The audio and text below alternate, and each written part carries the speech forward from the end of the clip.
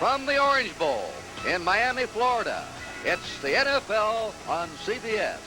Today, the San Francisco 49ers versus the Miami Dolphins.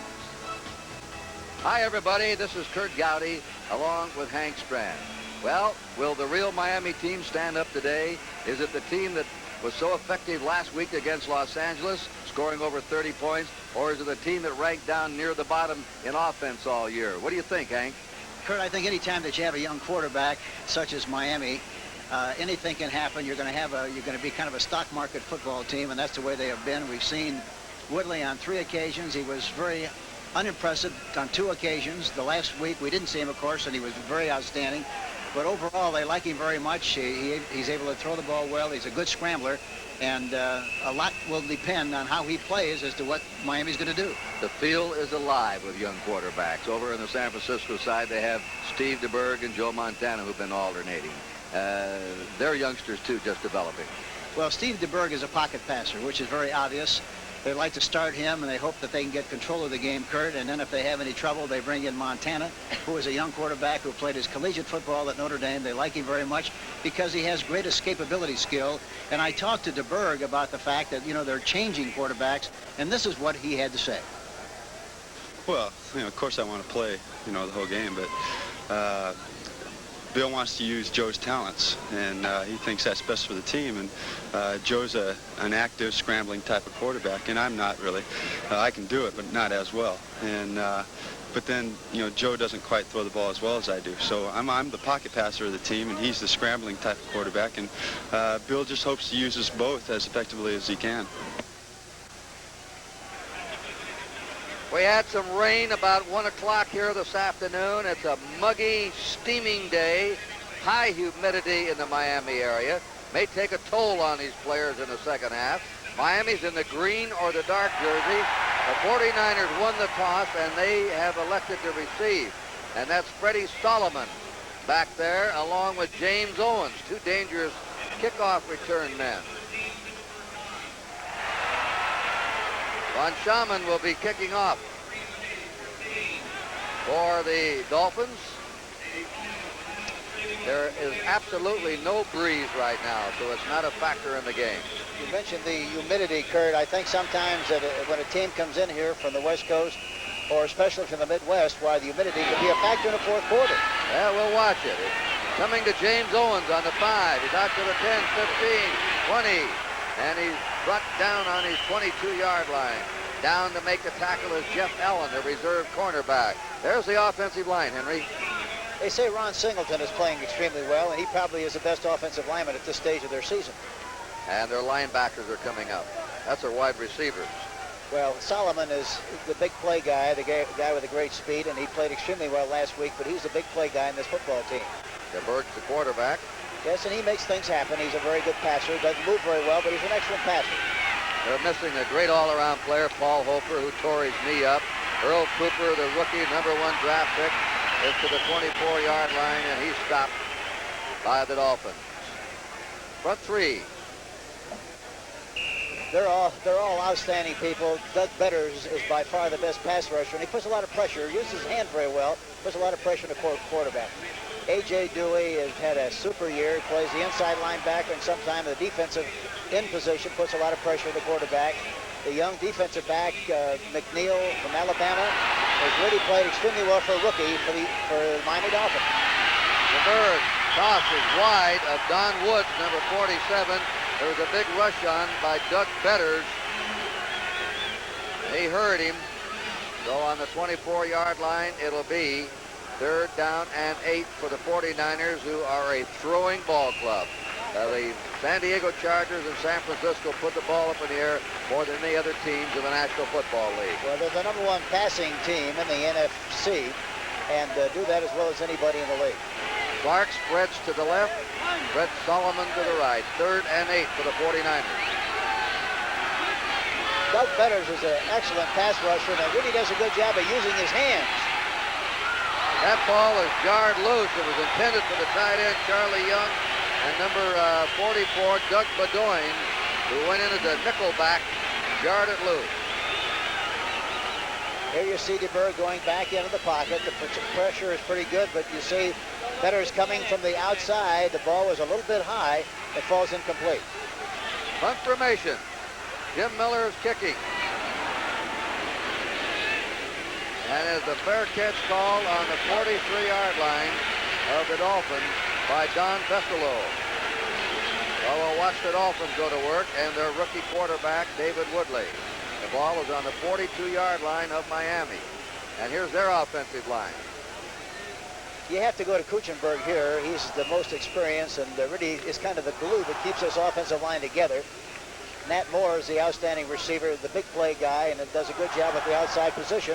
And of course, Woodley is going to be very important in their quest to win this football game this afternoon. David Woodley, a number 8 draft pick, has been a surprise for the Dolphins. Woodley throws a hitch pattern, scampering away at the 44 and nailed there by the left cornerback, Charles Cornelius. It was Nat Moore that caught that ball. There's the 3-man line they may be starting here with, Hank. Yeah, Archie Reese is the player that they like the most of the front three. Has played very, very well. Willie Harper, the best of the 4 linebackers. And their defensive backs, Hicks, has been the outstanding player for them so far this season. They're all young, just like the Dolphins secondary. Second down 8, Miami on their own 44. No score early in the first period. Delvin Williams has it.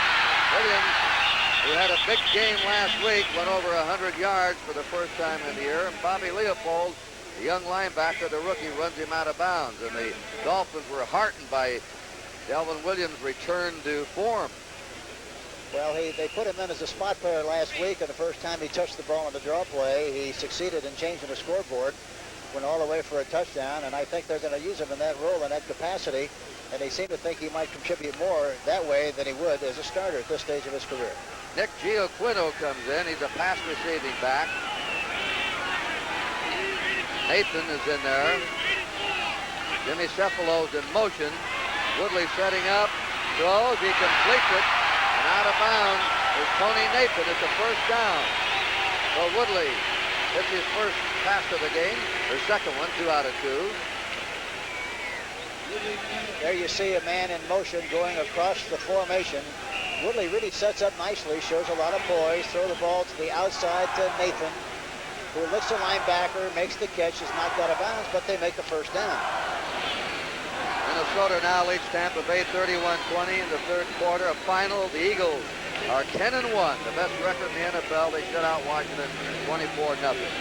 First down Miami on the San Francisco 43. And they get outside, running hard and bowling out is Terry Robisky, who started his career with the Oakland Raiders. And Dwight Hicks, the safety man, had to take him out. But a good gain for Robisky. That time they line up in a double tight end offense, had the flanker set up to the left side. The cornerback on the left side for the 49ers, Cornelius, was playing very soft. By that I mean he's playing deep. They had a lot of running room. The tight end made a good block on the linebacker, and the rest is history. Made a nice gain on the play. Second down, 2 to go. The Dolphins on the 49er 35. No score early. Robisky to Nathan. Nathan takes away and has the first down, just short of the 30. The former Alabama star, I believe now, starting to come into his own in the National Football League, Hank. Yes, he is. He's doing a very good job of running, and in conjunction with that, he's an outstanding receiver. He came into this game with 32 catches. And that time it's unusual that that play worked because they had a double coverage on the outside people. And all Charlie Johnson had to do that time was come up a little bit more aggressively, but he didn't come up as tough as he should have, and for that reason they made yardage on the play. Giants 27, Green Bay 21, 50 seconds to play in that game. First down Miami, 49er 30-yard line. Woodley hands off to Delvin Williams, pounds over the 30 and goes to the 28. Willie Harper, who leads the club in tackles with 49, the left linebacker, made the stop on the play at the 49er 28. Give him 2 yards. It'll be second down and 8. Double tight end again that time, Kurt, and that time Terry Robisky, the fullback, did not block the linebacker. The left linebacker, Harper, For that reason, they did not make yardage on the play. Final, Atlanta defeated New Orleans 31-13. New Orleans has not won a game. Atlanta now is 8-3. 5 secondary backs in. Woodley setting up. Throws right on the button. There's a flag down. A flag dropped by the official nearest to the receiver. Willie Harper had to cover that play. Jimmy Cephalo. He's throwing well, Hank. Yes, he's only caught 3 balls coming into this game, but he's a very good move guy. It reminds an awful lot of Howard Twilley back in the glory days of this football team, but he makes a good outside move. Defense, first down. Pass interference called on the 49ers. Automatic first down. The ball will be spotted on the... where are they going to spot it? They don't seem to know. Now it's the 15-yard line. Miami on the San Francisco 15-yard line. We have 11:20 to play in the first period. No score. Miami's had the ball, took over in their 42, and have marched to the 49ers 15. 4 down linemen: Stuckey, Reese, Vincent, and Webb for the 49ers. They have to be able to put more pressure on the quarterback. So far, they haven't put any pressure on him at all. Willie handoff over the 10 and whipping to the 7. It's Terry Robisky. I talked to Don Shula before the game, Hank, and he says, listen, Robisky's going to help us. Yes, he's a good, steady, dependable back, and the nice thing about him is he's very durable too, Kurt. Does a good job of running that time on the right side, spun through some traffic, was able to go through the traffic and come out the other end for another big game. There's a final. The Rams beat New England 17-14 in a conference game. New England lost 2 tough ones in a row and a big win for the Rams. They stay abreast of Atlanta. Delvin Williams just short of the 5-yard line, tripped up by the free safety Dwight Hicks, and also number 79 Jim Stuckey, number 1 draft pick, a rookie. You know, this is where a quarterback like Woodley really puts a lot of pressure on the defenses, in that he has the ability to roll out, bootleg meaning that the backs go one way and he goes the other, but he's got that capacity and puts a lot of pressure on defenses all over the field, but especially in this kind of a situation because normally they're in man-for-man coverage. They're going to measure. We have 10:30 to go in the first period. There's no score. They're a half-yard short. It'll be 3rd down and a half-yard to go. Miami moving that offense very crisply now. Their backs will be Nathan and Terry Robisky. They're alternating Nathan and Delvin Williams. Here's the final. Baltimore swept by Detroit, and what a collapse the Lions are having after a great start, winning their first 5. Looks like they might run something right or something up the middle. Definitely something on the right side of the center, however. It's quarterback sneak. Woodley has it. David Woodley. First and goal to go for Miami. Just tucked inside the 49er 5-yard line. There's the final. Buffalo now is in the lead in the Eastern Conference of the Eastern Division of the American Football Conference. They're taking over the leadership from the New England Patriots. First and goal. Nathan, Williams and Robisky are the running backs. Boy, he's down. He's hit hard there at the 4 by Ricky Churchman. And number 75, Ted Vincent, the right tackle. 2nd and 4 for a Miami touchdown. Ricky Churchman, of course, is a young rookie from the University of Texas, 6'1", 193, 22, and they like him very much, especially on run situations. Remember, Woodley had 51 yards rushing last week and 2 touchdowns. This may be a possibility of a rollout here by him. 2nd down, 4. Going to throw it. Out it goes. It's nearly intercepted by Willie Harper, intended for the tight end Ronnie Lee, and Willie Harper nearly picked it off. That's the first pass that he's failed to connect with David Woodley. Yes, and Willie Harper, you really have to give him a lot of credit. He was out there in good position, had a good angle, deflected the ball, and almost came up with the interception. And, of course, Willie Harper is from Nebraska, 7-year pro, good size, 6'2", 215, 30 years old, but an excellent linebacker for the San Francisco 49ers. Now it's 3rd and 4 for a Miami Dolphin touchdown. Nathan and Robisky are the running backs. Well, they got a good chance to do something on the right side. Going to throw. Now he starts to run. Now prancing around. He can scramble. Woodley throws. Oh, he just jarred loose. A legitimate attempt there. Nat Moore, the receiver. White Hicks going for the ball. Jarred Nat Moore, but Hicks was going for the ball as well as Moore. White Hicks really did a fantastic job on the play. Watching, he scrambles to his right. Play action pass, then he goes back to the left. You talk about the hound and the hare. Here is a good example of it. He stops, anchors, throws a good spiral, but Hicks comes out of nowhere to make the play. Hugh von Schaman will attempt the field goal. Uwe von Schaman. So they got down inside the 5 and couldn't get the touchdown. The kick was up, the kick was good. And Miami grabs an early 3-0 lead. But I think Shula would have rather had a touchdown out of that one. They probably should have had it.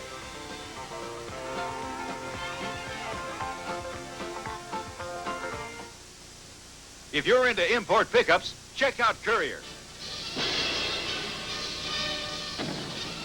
Check out mileage. Check it out against competition. Check out options. Check out the fun. Check out payload. Check out engines for great gas mileage in one tough truck. Check out Ford Courier. For whatever you need, take the first step, the Bell System Yellow Pages.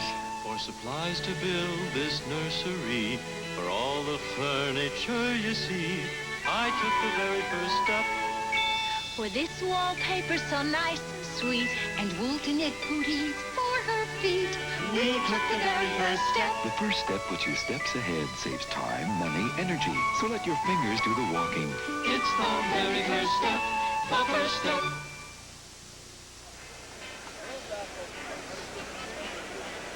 Now, I want to correct myself on the Atlanta club won today, beating New Orleans. They're now 8-3. Los Angeles won. They're 7-4. They're one game and behind Atlanta. Here's a driving kick that is going to go through the end zone for a touchback. And the 49ers will have the ball on their own 20-yard line. So right now, Buffalo, Cleveland, that's the final, wasn't it? Cleveland over Pittsburgh? Yes, it was. That just about knocks Pittsburgh out. They're 6-5. Cleveland 8-3. Houston will be playing the Bears. 2 wins in a row for Cleveland over Pittsburgh. They haven't done that in years. First down, 49ers on their own 20. They like to play with a double tight end. They like to throw the ball out on first down. They haven't done that so far, however. That's Don Woods of New Mexico, a 7th-year player, going for 4. We ran into Kim Bocamper, the left linebacker of the Dolphins. The ball is on the 49er 24, 2nd and 6. You know, the 49ers employ a lot of double tight end offense, especially on first down, early downs, because, number one, they feel it's a balanced formation whereby they can run right or left, plus the fact they like to flood areas and they keep the tight end, the block, away from the flanker. The Berg has completed 56% of his passes. He throws it out to Woods. 25, Woods has a first down, just nudging his way across his 30. Tackled by Doug Betters, who is trailing the play. First down, 49ers. On their 31. Finals, but Baltimore, Detroit, we gave you that one, 10-9 Baltimore. Cleveland defeated Pittsburgh. Denver leading the Jets 3-0 in the first period, and well, now, wait a minute. We've been handed a wrong score up here. So let's find out. We'll have our producers check New York on the Pittsburgh Cleveland. Earl Cooper, the rookie, out of bounds as a flag goes down. They throw the play action passes extremely well. This time they fake to the fullback. Wood goes down and clears out the area. Cooper is in the flat, has a linebacker licked, makes the catch on the outside. The ball is thrown perfectly right at the numbers so he can make the catch and head upfield. Finally knocked out of bounds, but a nice looking play by the 49ers. Well, we had some faulty information given to us. Pittsburgh defeated Cleveland 16-13. The other way around. So that gives Cleveland a record of 7-4, and Pittsburgh now is 7-4. And the two teams have split their two-game series. Cleveland winning in Cleveland. DeBerg to Cooper. Cooper at the 40 and is dropped at the 41-yard line. He's hit there by Ralph Ortega, the inside linebacker. That's a funny game. Of course, we don't really know what happened. All we do is get some brief scoring summaries here, Hank. But Cleveland was ahead 13-7. They took a deliberate safety to make the score 13-9 with 1:50 to go, and the Steelers must have won it in the late seconds. Yeah, evidently. You know, Cooper that time ran for the first down, and I think he made it. But he is really a great-looking back. He's 6'2", 227, 23 years old, and a rookie from Rice.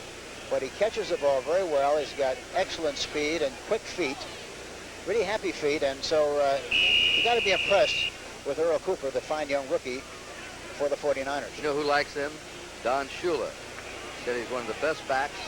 When he gets himself settled down, gets another running back to go with him, he'll be one of the best in the NFL. I got a little news for you. Everybody in the league likes him, Kurt. Yeah. 41-yard line. 49ers first down. They're trailing 3-0. DeBerg flares it out to Wood. Wood, they pounce on him immediately, and that's the safety man, Don Bessalou. Dallas has rallied now in the third quarter, has gone ahead of the Cardinals 24-21.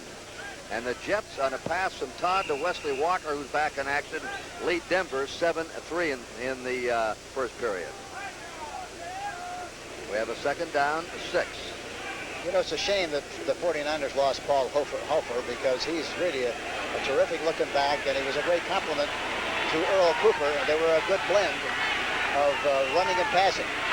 3 wide receivers in there now. James Owens on the field.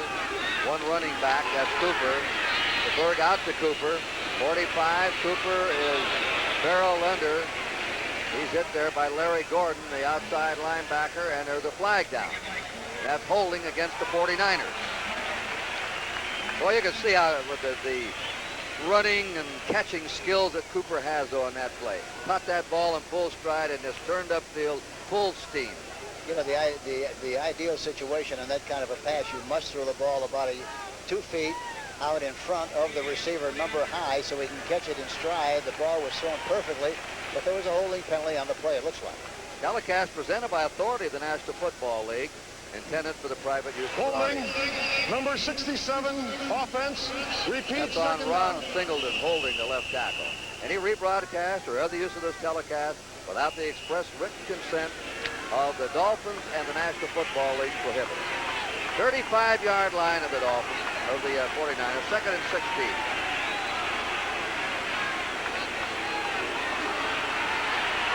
DeBerg Cobb, right on the button. And that's a good catch there. Getting away from 2 men momentarily, Freddie Solomon, who, according to his coach, Bill Walsh, is having an even better year than he had last year. You know, that time the tight end was coming across the middle, and DeBerg looked outside almost all the way. Solomon made a fine outside move, even though there was double coverage on the play. And he picks up enough yardage for the first down. The ball was thrown perfectly right at the numbers. Hank, he's had the longest pass reception for a touchdown this year in the league, 93 yards. He's capable. He's got great speed. 49ers at the Miami 49. Cooper trying to cut back, and they take him right down to the line of scrimmage. Ralph Ortega led that charge, 54, and A.J. Dewey, the other inside linebacker, number 77. Cooper that time, like so many backs in the league, running to his right, had the ball in his left arm. Pursuit is coming from the inside.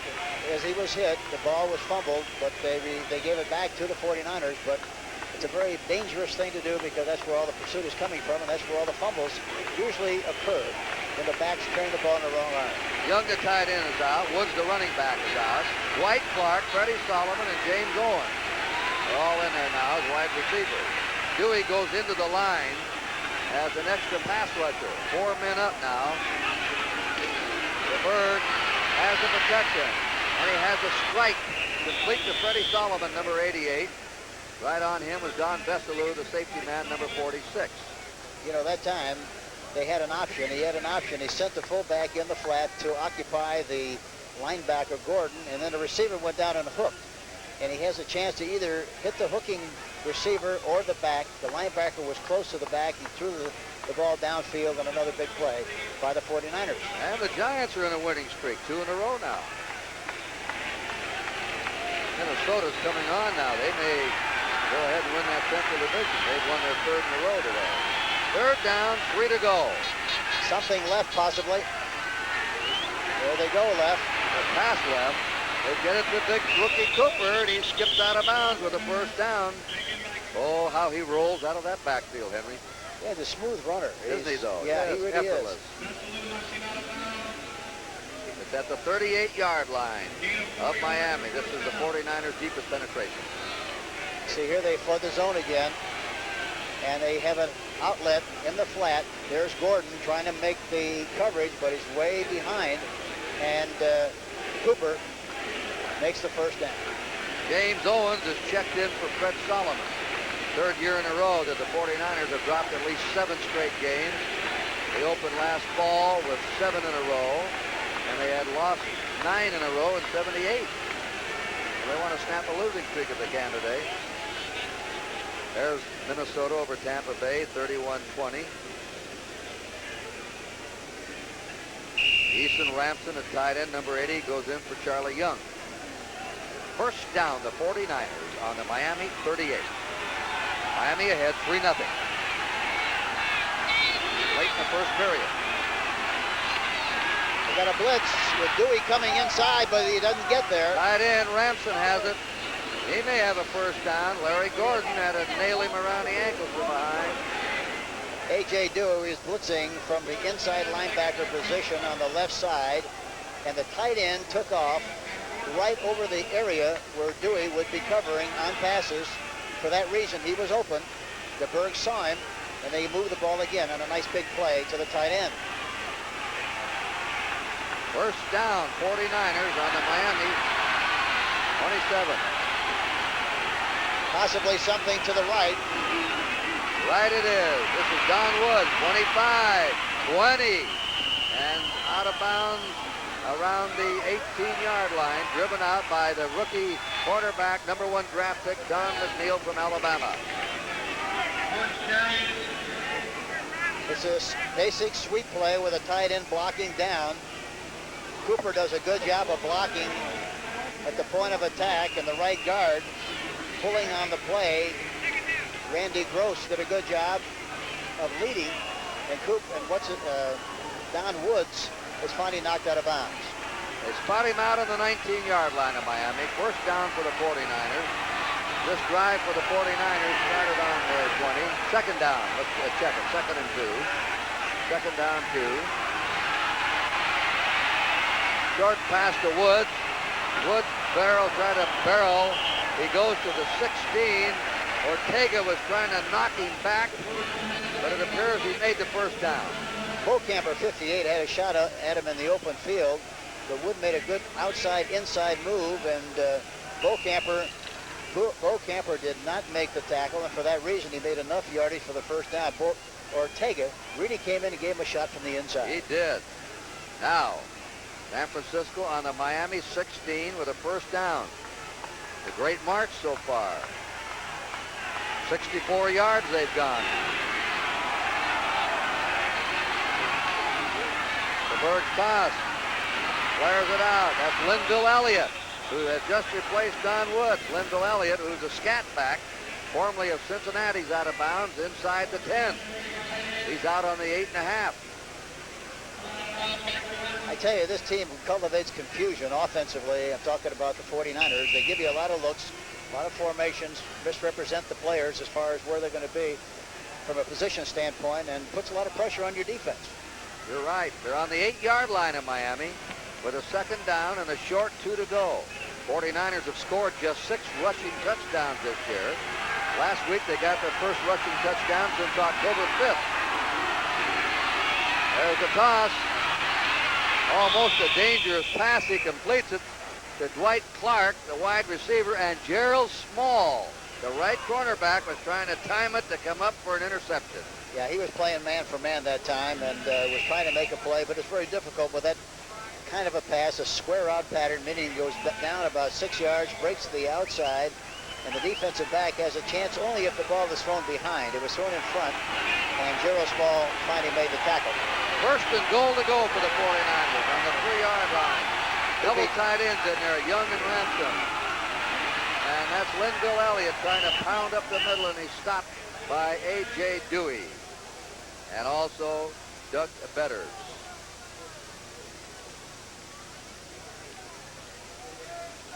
And they put it down on the 1-yard line. It'll be second down, a yard to go for a 49er touchdown. I tell you, Bill Walsh and his staff have really done a good job with this team. Even though they've lost 7, Kurt, they have an outstanding philosophy. They know what they want to do, and they need a lot of help from a player standpoint, but they do an excellent job with what they have, I think, Kurt. They're attending Ron Singleton, the left tackle. We'll be back here in the Orange Bowl with the score 3-0 Miami. I'm not the same crazy coach who used to storm around the sidelines yelling at the officials. I've learned to relax, and I drink light beer from Miller. Do you know that light's got 1/3 less calories than a regular beer? And listen to this. Light doesn't fill me up. Besides that, light tastes fantastic. Oh, sure, there are a lot of other beers around, and you can drink any one you want. But let me tell you this. Light beer from Miller. Everything you always wanted in a beer, and less. As I was saying, I don't care what anybody else... I do the Continental to ensure my accidental. We do the Continental to ensure our residential. I do the Continental to ensure my developmental. They can insure all I have to insure. I do the Continental to ensure my instrumental. I do the Continental to ensure my Continental. Join the over 4 million satisfied Continental Insurance policyholders. Do the Continental. Next Saturday, the WBA Junior Welterweight Championship live. Aaron Pryor defends against Tough Gaten Hart. Next Saturday, 4:30 Eastern on the CBS Sports Spectacular. A young Dolphin watching his team trying to defend its goal line because the 49ers have second down and a yard to go for a touchdown with 1 minute 18 seconds remaining in the first period. Dolphins leading on a field goal, 3-0. And this drive now is just short of 80 yards for the 49ers. They try to run Earl Cooper over it. He can't make it. Vern Den Herder, the veteran, left end, and Bob Baumhauer, the nose tackle. Vern Den Herder, Bob Greasy, Kuchenberg are links to that perfect team. Look at that. DeBerg's 10 out of 12 so far. 8 out of 8 on this drive. Remarkable passing by the young fellow. Third down and a half-yard to go. Singleton's back in. He's all right, replacing Gene Barrett at left tackle.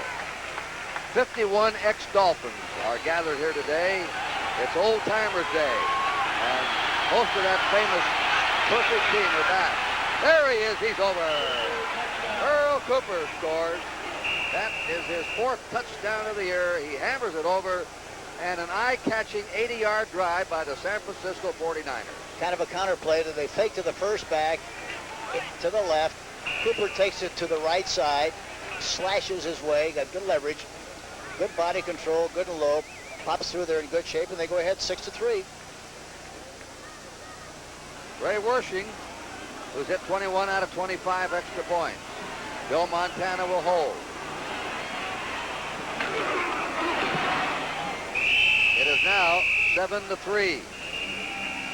49ers came here to play. Yeah, they've been in so many games. They've lost a lot of them in the waning minutes of the game, but they're a good club.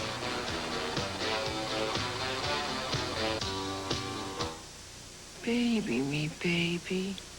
Baby me, baby. Mr. To baby your skin's gotta be smooth.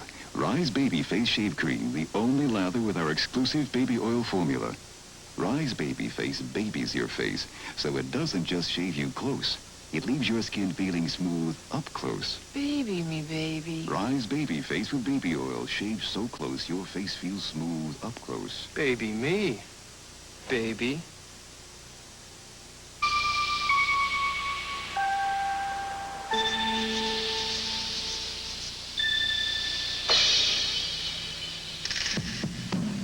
Finally, there's a fuel-efficient, mid-sized car whose luxury feels more like a full-sized car. Introducing the Cougar 4-door from Lincoln Mercury. 4 doors is one thing, but a Cougar is another. Monday, a crusty old prospector flips for Flo. Makes me feel like the last drumstick at a boarding house lunch. Can Flo handle him? He's not going to dance around here naked, is he? Find out Monday.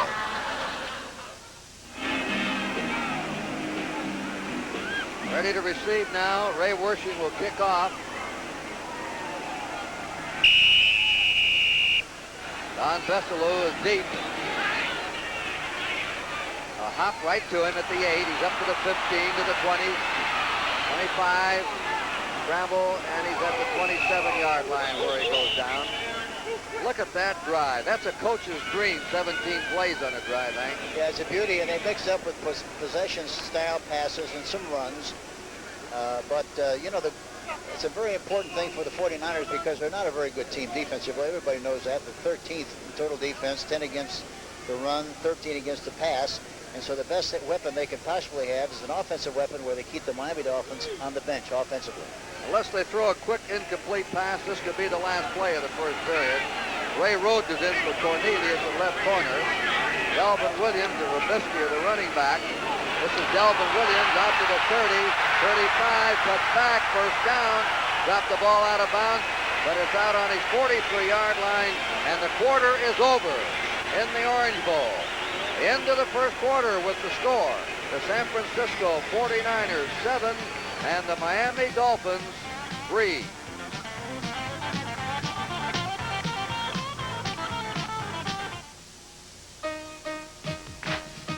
I'm hurting in places I didn't know I had. They got me doing things I never thought I could. Feeling good, feeling strong, heart is something I belong. The Army can make you feel a lot of ways. Challenged, trained, and proud. With this time, with these people, with this feeling good, feeling good. The closest you can come to playing in a real baseball game is Entex Electronics Baseball. You're out! What? What do you mean you're out? The closest you can come to playing in a real poker game is Entex Electronic Poker. All right, stranger, where'd that last ace come from? The closest you can come to meeting a Space Invader is the Entex Space Invader game. Aha, I won! Entex, the electronic games nobody can come close to.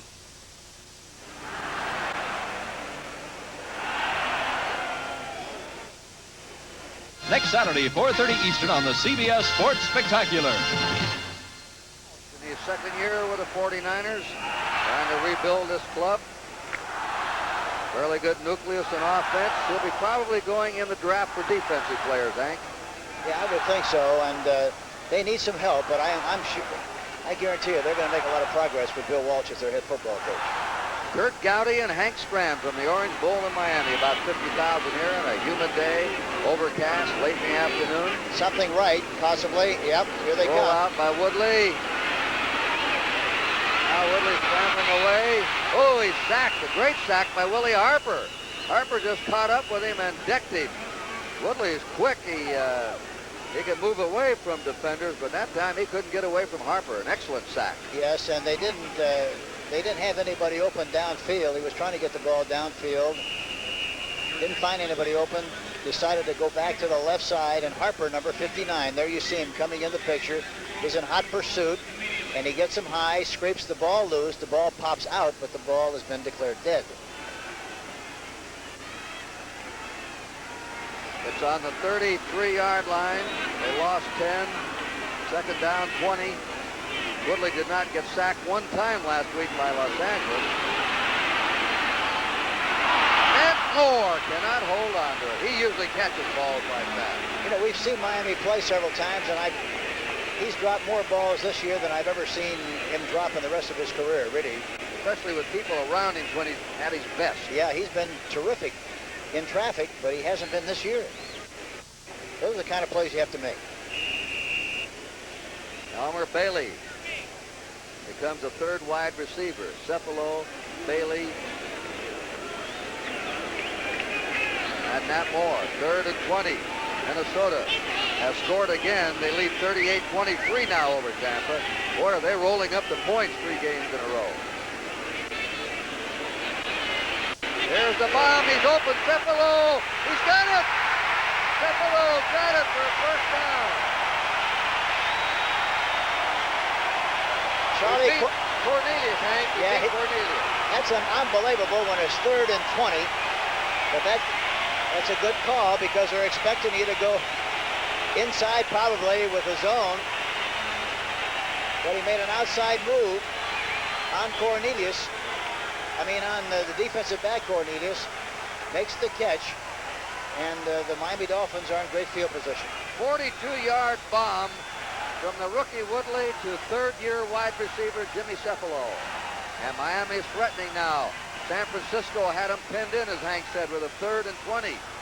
Nathan and Robisky, the running backs. They're on the San Francisco 15. The 49ers are ahead, 7-3. 2 tight ends in there, Lee and Hardy. They've got some room on the left side. Woodley lobs it. There's Moore. Touchdown. Nat Moore beat Cornelius, the cornerback, who's been beaten twice badly. Yes, a play-action fake to the left side, and had they run the ball, they had a good advantage because of the wingback situation. But he faked to his left and threw the ball right to Nat Moore, right over the top. A beautiful-looking play. Look at the touch on that, Hank. Yeah, beautiful touch right over the top of Cornelius. He makes a touch. He makes the touchdown. Now it's 9-7. They had a 3rd and 20, and 2 plays later they score from the rookie Woodley. From a coaching standpoint, that's really what's hurts when you have them 3rd and 20 and they come up with a big play. And how? Von Schamann for the kick. Up, and it is good. Well, Miami strikes like that. We may have one of those kind of ball games. So the score is now the Dolphins out in front, 10-7. Here's another Radio Shack Christmas gift idea. This year, thrill the kids with our amazing radio control toys on the track, obstacle course, or off the road. You control all the action with a radio transmitter, drive a race car, or a 4-wheeler, command a tank. There's even a robot. Excitement for kids and grown-ups, too. 15 different toys priced $11.95 to $59.95. The amazing radio control toys from Radio Shack, your Christmas electronics store. If you've ever wondered how something so big got off the ground, part of the answer is light, strong aluminum. Aluminum's high strength and light weight made modern aviation possible. Aluminum is important to most forms of transportation because taking the weight off planes and trucks, and now cars, saves fuel. Aluminum in transportation can be an energy saver today. We can't wait. We can't wait for tomorrow. Alcoa can't wait.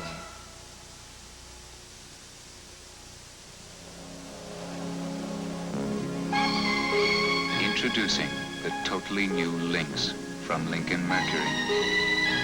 Lynx is not only the most fuel-efficient American-built wagon, Lynx is the first one with front-wheel drive and fully independent suspension.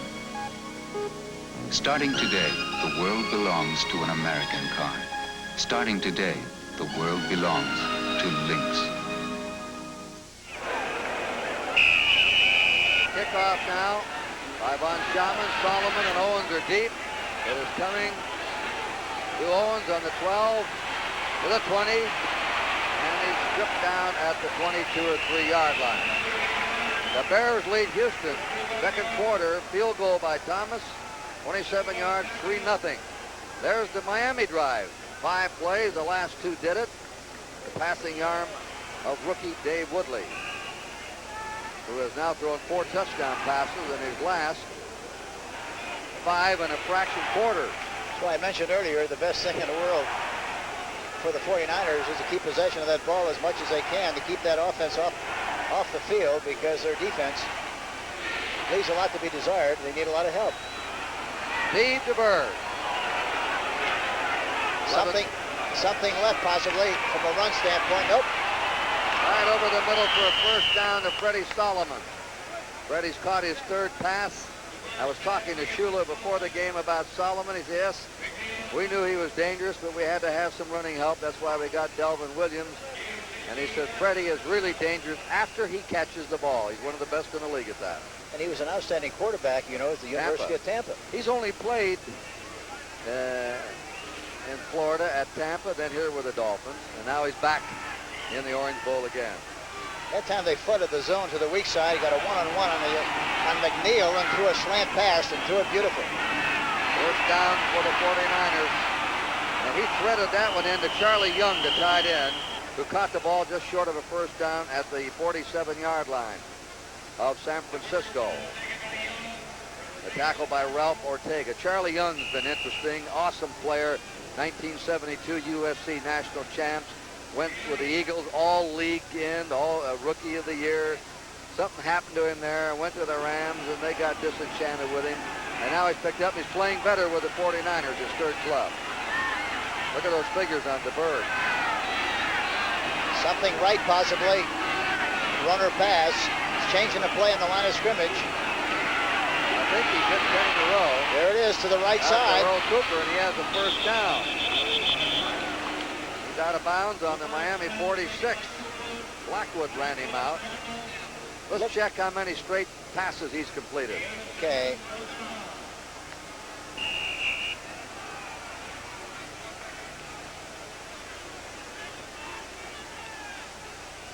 See, there he throws the ball. It's so important to throw the ball out in front of the ball carrier on that kind of a possession pass. And DeBerg has a wonderful touch thrown to the back. Hank, he's completed 13 in a row. That ties a club record. Don Wood tries to counter off his right guard. Not much to the 44 of the Dolphins. Vern Den Herter made the stop there. DeBerg, 13 consecutive completed passes. Earlier in the season, Joe Montana completed 13 in a row. Of course, both quarterbacks under Walsh's offense throw a lot of those little swing or dump-off passes. Well, they throw a high percentage kind of a pass, so they don't get the ball upfield too much unless they have the right kind of an opportunity against man-for-man coverage. But they have a good knowledge and understanding of it, and an excellent philosophy of moving the football on possession-style passes. If he hits one more here, he'll break the 49er record. I think that's a legal motion, a legal procedure.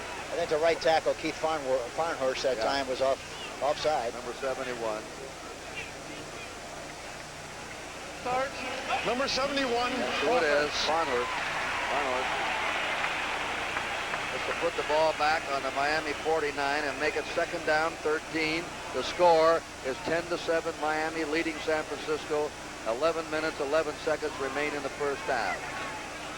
False start. 71. Still 2nd down. Well, Tampa Bay's not giving up. There's still a long ways to go in that game. They've come back now and trail Minnesota 38-30. The Minnesota, for the 3rd week in a row, scored over 30 points. Jim Owens is in now. Tight end, but one of the backs should be open here. There's the back. He's going for the record. He's got a record. A 49er record has just been established. Earl Cooper catches the ball. Steve DeBerg has completed 14 consecutive passes for a 49er record. There you see Baumhauer trying to rush the quarterback. They do a double dip job on him with 2 players.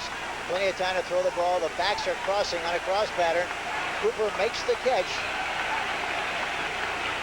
Another first down. No, it's 3rd and short. 3rd down and plenty short. 8. Ed Taylor becomes the 5th defensive back. Cooper's caught 3. Solomon has caught 3. DeBerg throws again. That one is batted away. Uh-oh, there is a flag and maybe an interference call on Doug Bedoin, number 44. Bedoin played with the New England Patriots before the Miami Dolphins got him. And I think he was called for pass interference on the play.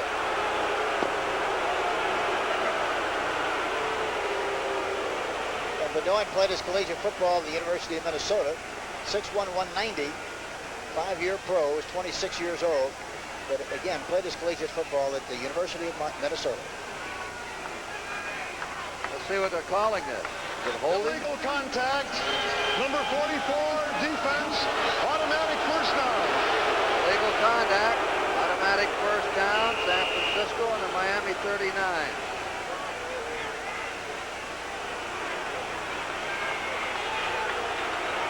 Ten to 7. Miami leading. Out of the eye. Cooper trying to get outside. They're hemming him in. And they contain him. They stop him at the 39 of Miami. The two safety men slid along the line of scrimmage and refused to let him turn on them. Blackwood and Vesalou. It looked like the play was designed to go off tackle more than it was outside. It was an option play. It looked like he had more of an opportunity to stick it up in tight off tackle. He probably would have made a lot more yardage on the play. But here again, a back has to make a decision, right or wrong. And once he makes it, he's got to go with it. And that's exactly what he did. You might wonder in that pass interference call, did it break the streak? The streak is still alive. DeBerg has broken the all-time 49er record in this game, 14 consecutive completions. Here's the tight end Ransom on a reverse. They knock him out of bounds on the Miami 35-yard line. Larry Gordon's the man that took him. Now it's going to be 3rd down 6. So, Hank, young DeBerg still has, after this reverse, we'll talk about it. Yeah, they make a double fake inside, and Ransom goes to the outside. But they really keep you off balance with this kind of stuff, Kurt. They turn the backs, get the ball downfield, run reverses, and do a good job of confusing the defense. The all-time NFL record for consecutive passes is held by Burt Jones. He completed 17 in a row. Anderson hit 16 in a row. Dawson, Namath, and Manning all hit 15 in a row. DeBerg going for number 15 in a row. Throws, he's got it. He's got it. 15 in a row for Steve DeBerg. Earl Cooper caught the ball at the 30-yard line. And Steve DeBerg is threatening an all-time NFL record. They put a lot of pressure on him that time, too. I'm surprised that he got rid of the football. Look at Doug Betters, number 75, trying to get to the quarterback. Baumauer inside. He got some good pressure. And look at Cooper stretch as much as he possibly could to make the first down. Fourth and 1. 4th and 1 to go. San Francisco on the Miami 30. With the score 10 to 7 Miami. 8:50 to play in the first half. Woods, stop! They do not get the first down. Woods is stopped by Vesalou, the safety man. They jammed him up. And it appears as if the Dolphins will take over.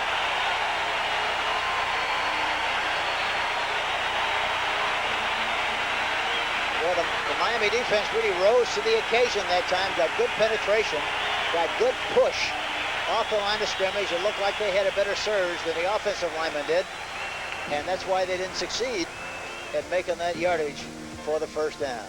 All right, our score, Miami 10, San Francisco 7. When I was coaching, I was the boss. I used to feed them, dress them, get them to bed on time. Now I treat them to our favorite beer, right? Light beer from Miller. Light's got a third less calories than the regular beer. And what else? It's less filling, Red. And they really like the taste. Another beer, anyone? Yeah, come on, do it. What's the magic word? Please. Light beer from Miller. Everything you always wanted in a beer, and less. I'm Joe Duncan, State Farm agent, Cincinnati, Ohio, speaking for thousands of State Farm agents around the country. You know, there are a lot of reasons why people come to State Farm agents and stick with State Farm agents year after year. I think one of the big reasons is service. State Farm built its reputation on service. People expect it, they are paying for it, and we deliver. And like a good neighbor, State Farm is there. Miami's leading 10 to 7, but the big story is young Steve DeBerg, who has hit 15 passes in succession. He's broken an all-time 49er record. He's going for the all-time NFL record held by Burt Jones of 17 in a row. Dallas over the Cardinals so far. First down Miami on their own 30. Delvin Williams goes to the 35, a 5-yard advance. Dan Bunn, middle linebacker, made the hit on him. 2nd and 5 for the Dolphins. That time, Kurt, they had a wingback on the outside to the left side. The 49er defense rotated to that side, anticipating a run, because they ran to that side in the first quarter. But they ran a counter play away from the wingback and picked up 5 yards in a play. 2nd and 5. The Jets lead Denver 10-3 second period. David Woodley. They broke. 86 broke. Ronnie Lee, the tight end. Like he broke the signal.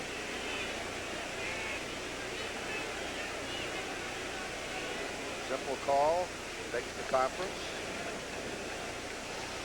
Offside on Miami.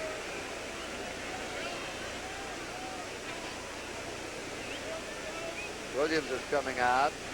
Ronnie Lee is coming out. They're going to get Cephalo in there. Tony Nathan for some passing skills. This will put the ball back on the Miami 30 and make it 2nd down 10. 10-7 Miami.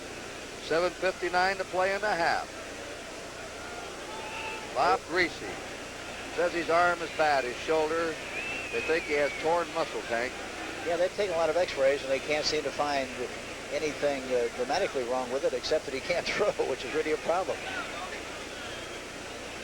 Now watch that Lee move there. I used to call, I've done so many games out of this Orange Bowl over the years of the AFL. Encroachment. 6. Fence. Still He to me was the ultimate neurosurgeon of the quarterback. Very cool. He could really take that scalpel and pick you apart. Yeah, he'd slice you up. He really would slice. 2nd down 10. Woodley pass right there. Fumble. And Matt Moore pounces on it. Then there goes a flag down. And it may be on number 57, Dan Bunn, for a late hit. Matt Moore pounced on the fumble that was lost by Nathan after a completed pass. I tell you have to be impressed. Have to be impressed with the way he's throwing a football. They blitzed the linebacker at that time, Harper, but he had no rush whatsoever and hasn't had much of a rush all afternoon. I'm talking about Woodley and talking about the absence of the 49er rush. We don't see the late hit. Really, here it is. But Bunns, to me, was just trying to, I think they're trying to recover the fumble. Yeah, I think that's a bad call, Kurt. I really thought he was trying, honestly, to recover the fumble. He saw that it was loose. Yeah. He didn't even hit him. Didn't even hit him. He was going for the Unnecessary ball. roughness. Yeah. Late hit. Number 57 defense. Late hit called on Don Bunn. Yeah, that's, to me, is a bad call. And you don't see very many of them because the officials normally do a good job, but I thought that was a bad one. Miami's ball, 1st down on the 49er 38. Delvin Williams, Terry Robisky are the setbacks. Cephalo and Nat Moore, the wide receivers.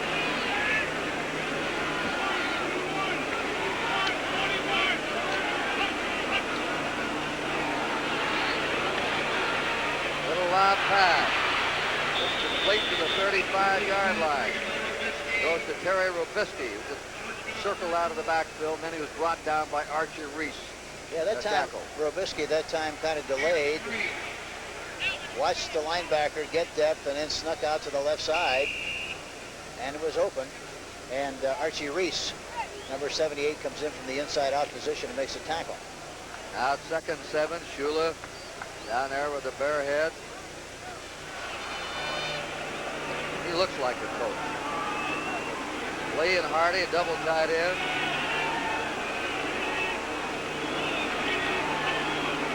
Robisky, look out. Great charge there by 26 Ray Rhodes, the left cornerback, who knifed across and then waited for his man to come to him. Loss of 2. It's now in the 37 of San Francisco, 3rd and 9. That's the force you like to see. He came across the line of scrimmage, got penetration, and made the tackle behind the line of scrimmage. A good play. That time by Ray Rhodes, number 26. Hank San Diego scored and then missed the point, and Kansas City leads the Chargers 7-6 in the second period. Cephalo, Bailey, and Moore. 3 wide receivers, 5 secondary backs in there.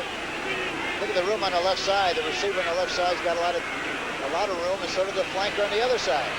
Willie looks down the middle. That's Joe Rose. Joe Rose, a third string tight end, a rookie from California who caught it. Bobby Leopold made the tackle. Here again, the thing is very obvious and very conspicuous is the fact that he has all the time in the world to throw the football. And this time he hits Joe Rose in the middle. Defensive backs were playing very loose, very deep. And there was a hole in the middle area, and he found it. Well, DeBerg has completed 15 in a row, and young Woodley's not doing bad. He's 9 out of 12. Tremendous passing by 2 young quarterbacks today. Gary Wilkinson's in for Stuckey as the defensive end for the 49ers. The bang to the 20-yard line where Archie Reese made the stop on Terry Robisky. Another field goal by Bob Thomas, and the Bears are over Houston 6-0 in the first half. And now we have a 2nd down 8 coming for the Dolphins on the 49er 20.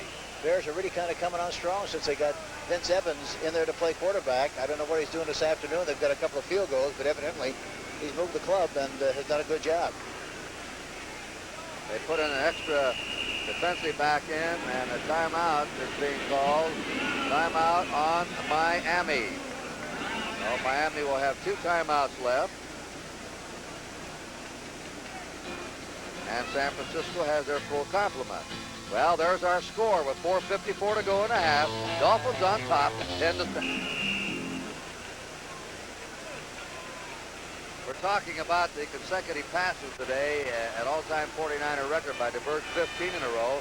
During one stretch last week, Lynn Dickey of the Packers hit 15 in a row against the 49ers.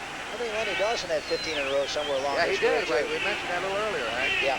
15 in a row for your former quarterback. Robisky, trying a quick opener, is stopped at the 17 by Willie Harper, the left linebacker. They'll give him 3, and the Dolphins now on the 49er 17. They have a 3rd and 5. There's Woodley. Today we've had 29 passes tossed by Woodley and DeBerg, and they have hit on 24 out of 29. Boy, what an improvement Woodley is showing us over the first time we saw him start here about 6 weeks ago. Yeah, that's exactly right. He looks like a different quarterback, but he's got a lot of ability, a lot more than I thought he had when I first saw him, Kurt. Cephalo in motion, 3rd down 5. He's got a 1st down. That's Tony Nathan, and that's 10 out of 13 for the Dolphins. Nathan is wrapped up by Terry Vitolo, linebacker, and Charlie Johnson, the cornerback. I hate to keep bringing up the same point, but there's no rush whatsoever.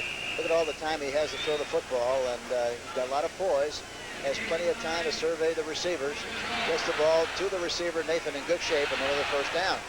The 49ers rank next to last in the league in pass defense. Atlanta, would you believe it, is last, and yet they have a winning record. Delvin Williams and Terry Robisky. Delvin Williams, 10, 5, Williams. Go. Fumble it into the end zone. They fumble it, and the 49ers take over. Touchback. How about that for a play? Well, it squirted out of there. Watch it. Well, they have a good advantage. They have a wing back on the outside, fullback, guards pulling. All the room in the world to run to the outside. A good block by the guard, number 68.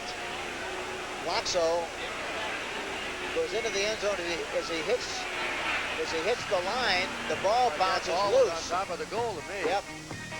Well, we'll be back. We'll take another look at that play right after this.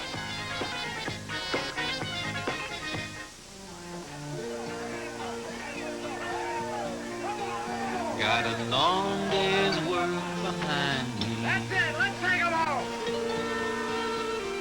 Good times on my mind. And a setting sun to remind me I'm going back to a place called Middle Time. If you've got the time. Time for the best tasting beer you can find. We've got the beer. America's quality beer since 1855. Miller tastes too good to hurry through. Miller High Life. And it's time to relax. One beer stands clear. If you've got time, we've got the beer. Watch this. The ball must be on or over the goal line. Well, he doesn't cross the plane with the ball, Kurt. As he comes down, evidently the point of the ball did not cross the plane, bounces out. The 49ers recover in the end zone, and they give him a touchback. Very, very close call. Yes, it was, but it has to cross the plane, and obviously, in the opinion of the official, it did not cross that plane. Well, the 49ers get a big break, and the home fans are booing. 49ers ball on their 21st down. Miami leading in this game 10-7. Let's see if DeBerg can keep going for the record.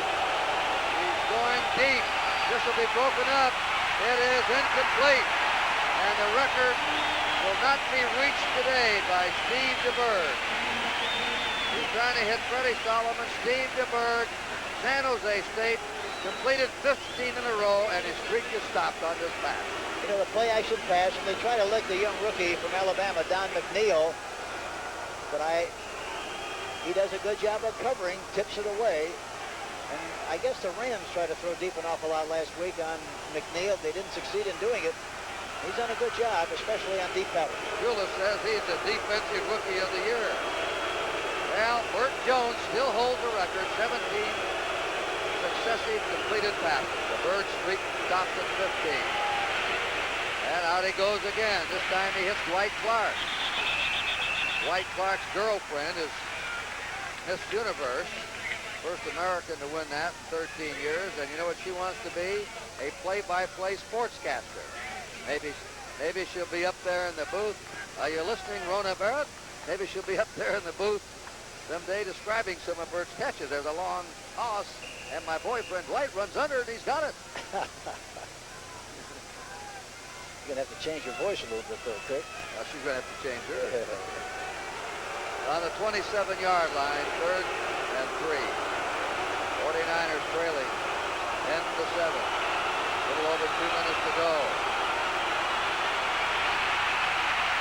Quick toss, Dwight Clark, short of the first down. Flag down. Flag dropped on the play. Might have a face mask involved here. Rusty Chambers was in there. Don McNeil, the rookie from Alabama, is in it. Let's see. McNeil comes up to make the tackle. Looks like he's high. He might have got a face mask. It's hard to tell. Or it had to be maybe on Rusty Chambers, who came in late. We'll have to wait and see what they call. There you see a high tackle by McNeil, and there's a possibility. It looks like he might have his hand in the area of the face mask, and maybe that's what they call. I don't think there's any doubt about it. Automatic first down for the 49ers. A very interesting first half. A 49er record broken by DeBerg, who challenged an all-time NFL record for successive completed passes. Miami's lost a fumble on the goal line. Personal foul. Blow to the head. Number 28 defense. First down. Oh, a blow to the head. A blow to the head by Don McNeil. And they get the ball now up on their 44-yard line, the 49ers, with a 2-minute warning given. So when we come back to the Orange Bowl in Miami in this cloudy, humid day, the score 10-7, Dolphins leading. Here they come, the 1981 Ford trucks, top trucks, aerodynamically designed to meet the needs of the 80s. It's America's best-selling truck line with highest mileage ratings in Ford history. Yes, for 1981, Ford pickups break this mileage barrier. Tough Bronco with the best 6-cylinder utility vehicle MPG. Tough van with gas mileage ratings unbeaten by any van, plus 40-ton line haulers and tough new diesel-powered mediums. No wonder Ford's America's best-selling truck line. The first electronic football games like these were for only one player. End run. but something was missing. Can I play? Wait your turn. Then along came Head-to-Head Electronic Football by Coleco. Now we can play at the same time. I'm offense. I'm defense. With Head-to-Head, you're really in the game. A power sweep. He fights through for the tackle. You pass. He blitzes. Intercepts. This is real competition. Why settle for a one-player game when you can have it all? Play alone, against the computer, or for real competition. Play Head-to-Head. Why settle for less? Next Saturday, the WBA Junior Welterweight Championship live. Aaron Pryor defends against Tough Gaten Hart. Next Saturday, 4:30 Eastern on the CBS Sports Spectacular. The 49ers won't make the playoffs. Miami has an outside chance. Buffalo won today to take over the sole leadership of their division. New England lost, but Baltimore won. So Miami must keep winning. Pass or run possibly to the left side here, or something to the left halfback. First down from the 44. Right down the middle, it's complete. Fumbled by Clark. Miami scrambling for the ball. It appears that Miami has it. A completed pass and then a fumble by Dwight Clark. Don McNeil diving on it. And it is the Dolphins' ball.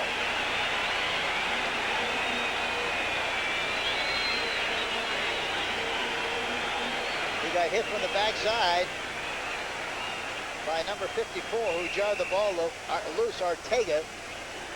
And he had good possession of it too, Kurt. It looked like he had his fingers over the point of the ball, close to his side.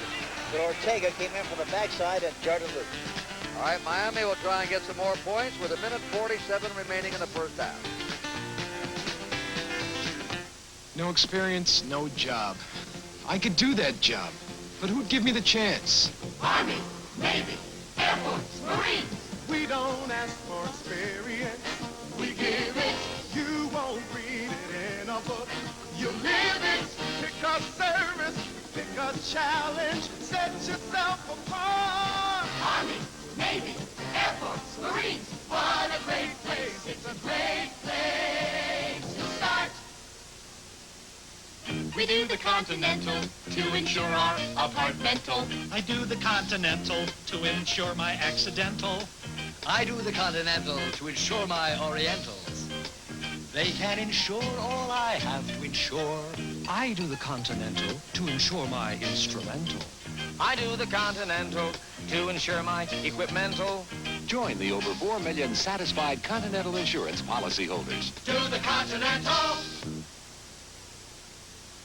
It's the all-new special Kenny Rogers America with guest Kim Carnes, the Commodores, Terry Bradshaw, and some of the Pittsburgh Steelers Thursday.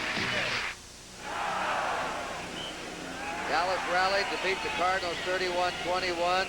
They've now won 8 and lost 3. The Eagles won today, 2 games ahead. Looks like Dallas could be the wild card team in the National Conference. They may be challenged, though, by the Rams if they don't beat out Atlanta, or Atlanta if they don't beat out the Rams. Atlanta won today. They're still on top. They won 8 and lost 3, and the Rams have won 7 and lost 4. On first down, Delvin Williams, 30, 35, 40. Goes to the sideline and gets out of bounds to stop the clock. He was driven out by Charlie Johnson, the right cornerback. Delvin Williams coming alive the last 2 games. Been a disappointment last year and this year, although still the Dolphins' best running back. He now has 53 yards in the first half. It might be that where they're playing him in a supporting cast role, why he's doing very well. Why is it some athletes are better coming off the bench than they are starting? Well, Delvin Williams started for many, many years, as you know, Kurt, and maybe at this stage of the season, maybe he just doesn't have the capacity to play 60 minutes anymore, and this is a better situation for him. First down, Miami from their 45. Woodley going deep down the middle. Oh! Just broken up by Ricky Churchman. Joe Rhodes, the tight end, who evidently can get deep. He can run. Nearly had that one for a score. Look at the rush. They don't have much. He's got plenty of time to throw the ball deep. Breaks free. Went right through his arm. Yeah, should have caught it. Should have caught it. I believe the ball was just deflected the trajectory enough to throw him off. It could have been, Kurt. You couldn't see it in the replay, but it could have been. But boy, Woodley threw it perfectly. Yeah, well, he looks good. Today, he's had the touches. He's hit 10 out of 14. One touchdown. Second down, 10. Plenty of time again. That pass intercepted by the 49ers. Tina Turner has it, number 58, and goes out of bounds. And that's the first interception of the game. And the 49ers have a scoring chance. And that's what you hope for with just a 3-man rush. 8 men covering. You hope that maybe he'll make a mistake and throw the ball poorly to the wrong guy. That's exactly what he did there. Throws it right to Turner, who makes a fine interception. The young linebacker from Purdue University. I knew you'd like that. Yeah, the old Purdueskies. Scores and highlights with Brent Nerve coming up at halftime. We'll have lots of action to show you what's happened today in the NFL. And Turner is 6'2", 219. Rookie, as I mentioned, from Purdue. First down. 49ers under Miami, 46, 10-7 Miami. Well, they have a 2-man rush that time. That's all they had. Woods is contained at the 43-yard line of Miami. That's just a 3-yard gain. Tim Bocamper got to him first. It'll be 2nd and 7.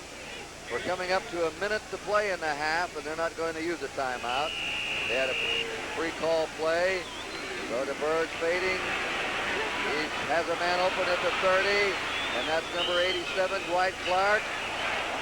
And there was a little hit there you saw after the play. Some of the fans thought they should have called a foul. Now it's at the 27-yard line of Miami. They're moving the sticks down, and there's 49 seconds to go. And Worshing's an excellent field goal kicker. He's had a very accurate record this year. Worshing has hit 12 out of 15 field goals and has made 12 out of 13 of 50 or less. And the 49ers stopped the clock. What a day Steve DeBerg is having.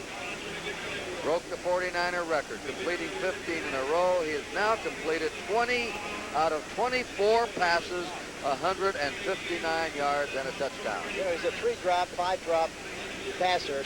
I'm talking about steps. 3 steps, 5 steps, and throws the ball.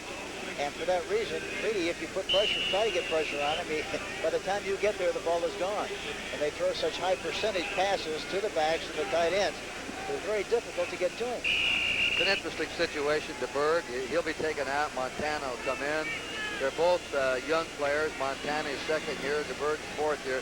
But is that a healthy thing, Hank, to have 2 quarterbacks fighting for the job every game? No, I don't think it is, but you have to do the best you can to win football games. And if one player has a certain skill, certain stages of the game, it's very important to do everything you possibly can to express that skill. A catch by Solomon up for the interception was 47 Blackwood, and it came off his hands to Freddie Solomon. And now another timeout called by the 49ers to stop the clock with 40 seconds remaining. San Francisco has 1 timeout left. Watch this deflection. Yeah, and watch all the time he had to throw the football again. Good concentration on the part of Solomon. Blackwood comes in to try to make the interception, but Solomon maintains good concentration and makes the reception. They're short, Henry, of first down. They'll have 2nd down, a yard to go. That's wrong. San Francisco should have 1 timeout remaining. If we're correct up here, they called a timeout on the previous play, and now call a timeout right after that Solomon catch. Let's check Solomon here today. He's been their best, one of their best. 4 for 49. Clark has caught 40 here, and he's caught 4 today for 39. Cooper's caught 4. So Mr. DeBerg is dealing the deck out, moving from receiver to receiver. 2nd down, a yard to go. 10-7, Miami leading. 40 seconds remaining in the first half. Very interesting first half. Miami's lost the touchdown when Williams fumbled the ball away just short of the goal line. Everybody breaking on that one. Ron Singleton may have moved to left tackle. Miami was charging. That's Singleton, number 67. Yeah, I think that's who did move on the play, and he's 6'7", 267, 4-year pro from Grambling.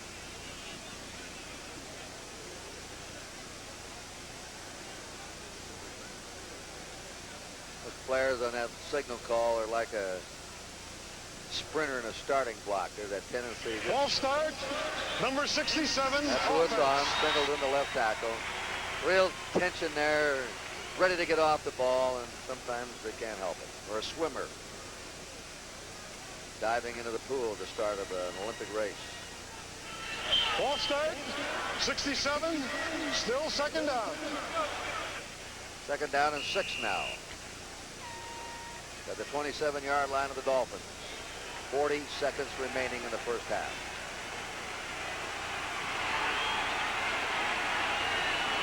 They double the outside receivers here. The back or the tight end. Uh-oh. He fell down. Don Woods was wide open. They had the blitz on that time. DeBerg read the blitz and tried to dump it off, but Clark fell down, and with the rush, he threw it short to him. 3rd and 6. You have to give DeBerg and the quarterbacks of the San Francisco 49ers a lot of credit. They know exactly where everybody is on every play. And in conjunction with that, they very rarely ever get caught for a loss on a play. They get rid of the ball, so it doesn't wind up with 3rd and 20, 3rd and 36. 3rd down and 6. 30 seconds to go. That's Woods. Woods is stopped. 23 of the field goal team will be coming on down. Pesalou rotting to the turf. There's the last timeout by the 49ers. And they stop the clock. The ball will be spotted on the 22-yard line of the Dolphins. It'll be 4th down, 5. Time is 25 seconds. The strong safety, Don Pesalou, number 46, really did a good job of forcing the play. Had no chance whatsoever to get any more out of the play than he actually did. Wonder why they took the timeout. They had 25 seconds to get the field goal team in. They wanted to make sure. Yeah, they just wanted to make sure that they could get settled and be in a good position and not hurry. Sometimes you have a tendency, you hurry everything, and especially the kicker hurries himself when he doesn't have to. This is a good way to settle him down. Evidently, this is why they call the timeout.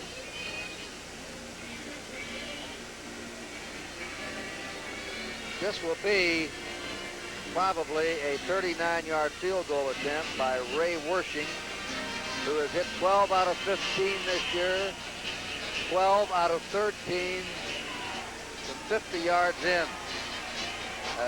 Outstanding accurate record by Ray Wersching, an 8th-year player from the University of California. We have 25 seconds to go in the half, and the score is 10-7 Miami. Stay tuned at halftime for Brent Nerve with scores and highlights of today's NFL action.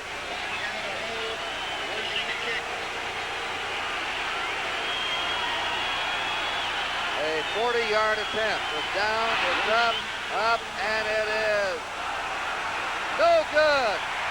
The second one he's missed this year. From the 40-yard in. Out of 16 attempts, he's missed only 2. And that cost him a tie. Plenty of muscle, got it up in good shape. Everything was perfect, except it wasn't accurate enough and went off to the right a little bit. He said, what happened? He can't believe it, missed one. No, I just don't miss them like that. There's your clock, 19 to go. The ball will be on the 22 of Miami as they take over with a first down.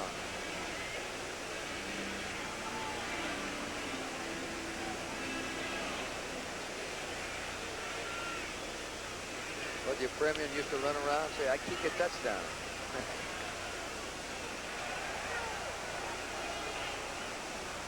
Well, let's see what the Dolphins, will they play it safe? No. Oh, they're going to pass it. They try to set up a screen to Nathan. Nathan is pulled down on his 29-yard line by Lawrence Pillard. A tackle, and the Dolphins are asking for a timeout. They have one left. I guess they want to try and hit one long play and then maybe get a field goal or a touchdown out of a long bomb. Yeah, as effective as they have been, throwing the football, and they haven't really got much of a rush at all from the 49ers. They're going to throw the ball and get it up the field as much as they possibly can. Hopefully, maybe have some kind of a play. Hard to believe, but with just 8 seconds left in the clock. But again, I mentioned both teams, either team has really put any pressure on the quarterbacks here this afternoon. Lawrence Pillar made a good play that time. That Pillar's 6'3", 260, 5-year pro from Alcorn State.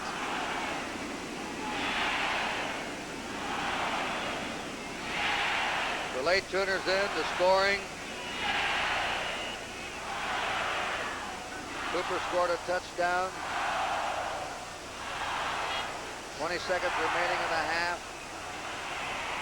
On a half-yard plunge. Moore caught a 15-yarder, and then a field goal by Miami. They run a draw play. Nathan's over the 35 to the 36. And the time is out. That's the end of the first half from the Orange Bowl in Miami, Florida, with a score: the Miami Dolphins 10 and the San Francisco 49ers 7. A bright red fire truck, a blue Calliope, a yellow moon, a pink balloon, a golden Dixie Jamboree. Yes, America's true colors come through on GE. GE TV brings you America's true colors, vivid and lifelike. And with GE's special VIR2 circuit, the color is automatically adjusted. Yes, America's true colors come through on GE. GE, we bring good things to life. The preceding message was furnished as a public service by the National Football League. The NFL on CBS is sponsored by Toyota, who invite you to catch the feeling and see the 1981 cars and trucks at your local Toyota dealer. The Miller Brewing Company, brewers of Miller High Life. If you've got the time, we've got the beer. And by JCPenney, JCPenney Auto Centers, and JCPenney Shop at Home Catalog.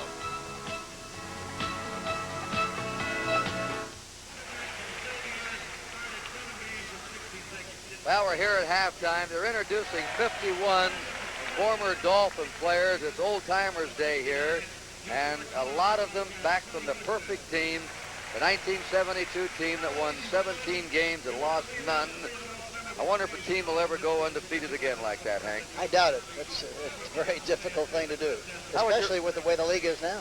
How would you rate that team with the great Steeler team and the Dallas Cowboy team? Oh, it's always tough to make comparisons, Kurt, and I hate to do it, but I really, in a final analysis, I would have to say that Pittsburgh would be the best team. Well, they're just about wrapping up the introductions down in the field. They're all getting great roars. Howard Twilley just got the biggest one. They always loved the little receiver here who looked like he was going to be beaten out of his position each year. But right now, let's take a look at what's happened in the first half. And it's been an interesting first half. 49ers score first on the touchdown here by the rookie Earl Cooper. Yeah, they run a cross-bug series from the I formation, and he sticks it in there well. Good blocking at the point of attacking, goes in for the touchdown, and he gives them 7 points. 49ers had the Dolphins pinned back. A long pass. Now watch Woodley throw it to Nat Moore. A beautiful touch on the ball. He fakes to the left and throws the ball over the top to Nat Moore, who makes the catch and the touchdown. And Miami goes ahead. The game might not be as tight as it is had Delvin Williams been able to hold on to the ball. Delvin Williams is going over for a touchdown. When the officials ruled he did not get to the goal line, he fumbled the ball, and it squirted into the end zone and was recovered by the 49ers for a touchback. The rule specifically states that the ball must cross the plane or hit the goal line. Evidently, the official, boy, it looks close, doesn't it? But evidently, the official thought the point of the ball hit before it hit the goal line, bounded into the end zone. The San Francisco 49ers recovered, and they come out with a touchback on the play. I'm not trying to second-guess the officials, but I think you and I disagree on it. I thought it was a touchdown. He had the ball on the goal line and then it jarred loose. But anyway, it was ruled a touchback. Here are the stats. They're close, 13-12. Number of plays slightly in favor of the 49ers. The rushing yards, Miami. Passing yards, San Francisco. But look at the amazing accurate figures from DeBerg, 21 out of 25. And for those 49er fans that have just joined us or joined us late, at one stage of the game, he completed 15 in a row for a new 49er record and just short by 2 of Burt Jones's all-time NFL record of 17 in a row. And Woodley has done quite a job in passing also for Miami. Yes, and the key to the game, as you look at it, the passers have had a good day because really there is no has been no pass rush whatsoever. Either team has been able to get to the quarterback, and both teams, especially the 49ers, throw the ball so quickly that it's really hard to get to him. Not too many mistakes made in the game. Miami's lost one fumble. The 49ers have lost one fumble. There's been one interception. The 49ers picked one off. So, what do we look now for? Miami must win this game. Buffalo has won today. They're 8-3. New England's lost. That's a break for Miami. They're 7-4. Baltimore has won. They're 6-5. Miami's 5-5. To stand any chance for the playoffs, they must win this game today. Yeah, and I think the difference in the second half has got to be the team who plays a better defense is going to be the team that wins. And it's a muggy day. Boy, it's brutal here. We had a rain of about a half-hour duration a couple hours before the game.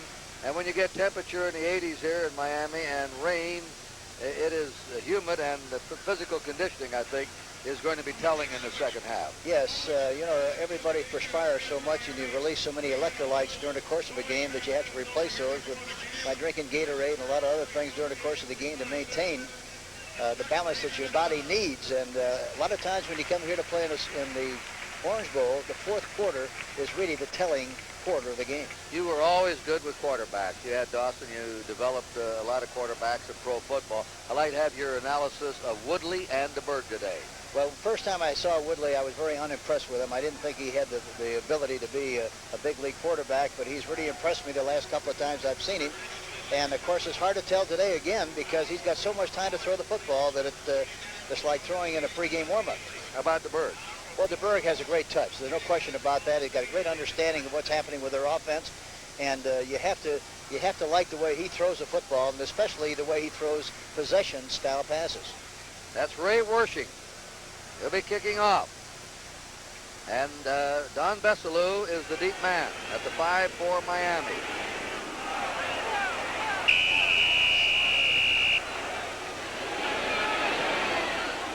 And here we go for the second half.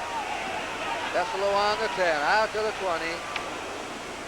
49ers had a good coverage downfield. The flag goes down, and that's Keena Turner, who intercepted a pass in the first half, down to make the tackle for the 49ers.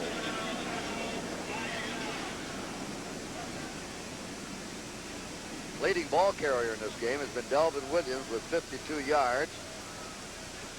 For San Francisco, Don Woods with 15 is their leading ball carrier. And this is going against the Dolphins. For holding, Cooper is the leading pass receiver in the number of catches, 5, tied with Dwight Clark with 5. Solomon leads in yardage, 4 for 49 yards. 1, 2, 3, 4, 5, 6, 7. Holding, receiving team during the return, 1st and 10. 7 different 49ers have caught passes today. First down, Miami on their 11-yard line as we're going to run the first play from scrimmage of the second half. This is Kurt Gowdy with Hank Straff.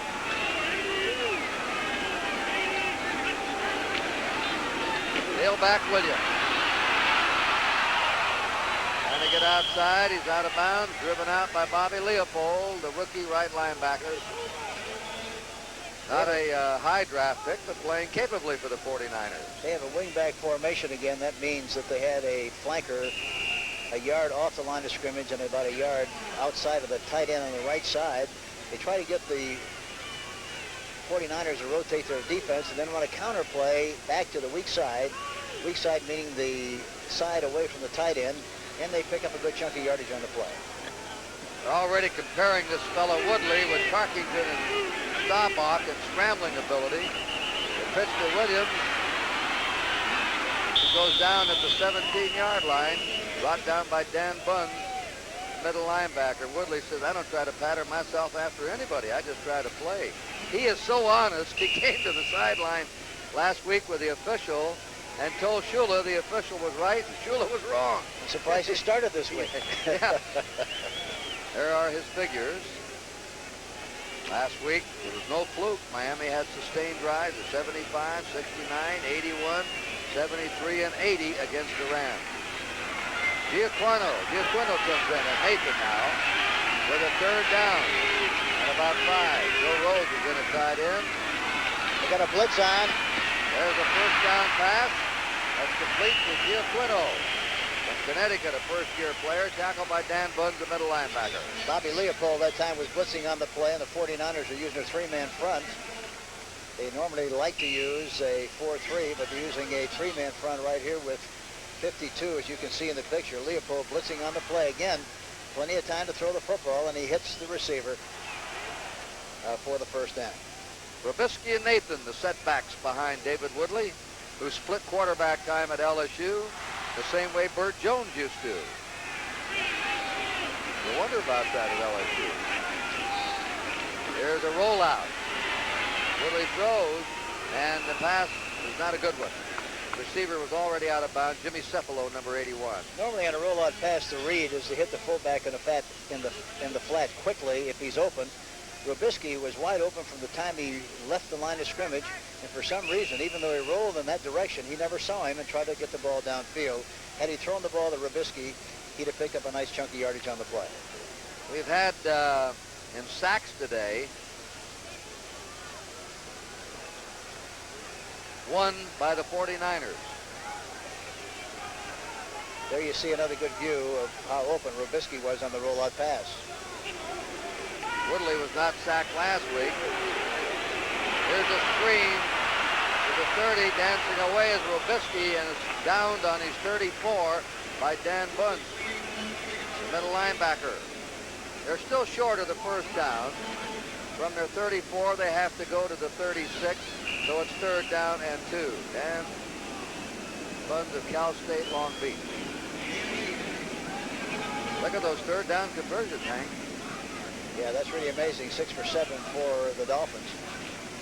And again, I marvel at the touch of both young quarterbacks, how well they throw the ball to the backs, right where they had to be thrown so they can make the reception and take off and run with the football. 10-7, Miami leading early in the third period. They don't get it.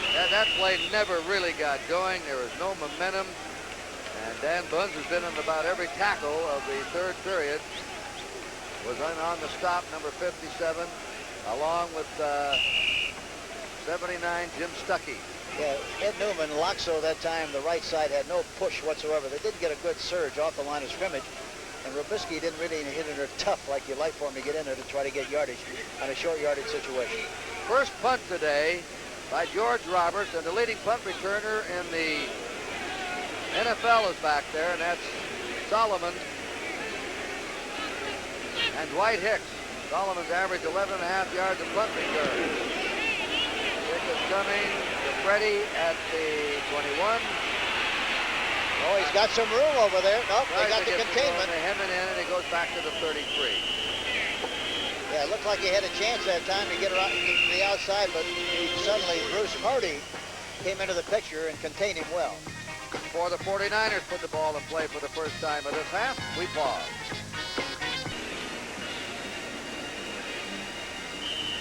Watch 59 and Rusty Chambers 51. Both of them are going to go to the bench, answer the telephone. After that hit, was that a shot? I don't think their bells are ringing.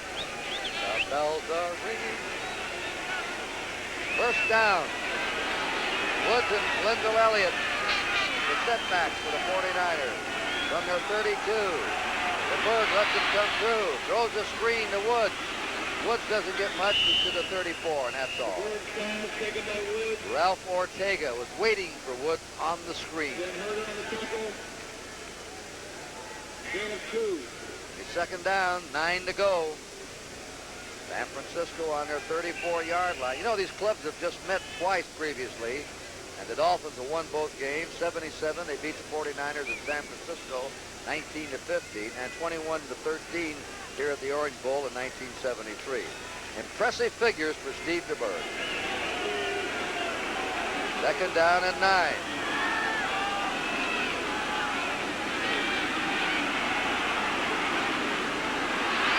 Off the hands of Fred Solomon. Ball thrown a little high. Don McNeil was there, but he was around 3 Dolphin players. DeBerg may purposely have thrown that ball high. And those are the kind you have to be very careful of, because oftentimes when they're thrown that high, especially in the middle area, they wind up being tip balls. The tipping drill goes into effect and it winds up being an intercepted ball. Now he gets 6 backs in there. Ed Taylor, Bedoin, Joynes, Small, Bezelou, Blackwood, and McNeil. Dolphins looking for the pass on 3rd and 9.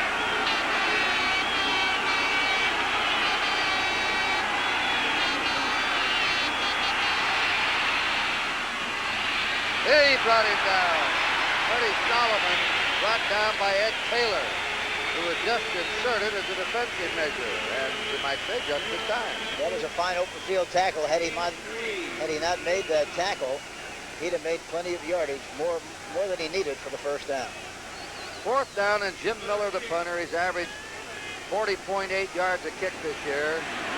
Here's his boot, a high kick. On the 20 and coming up to the 23-yard line.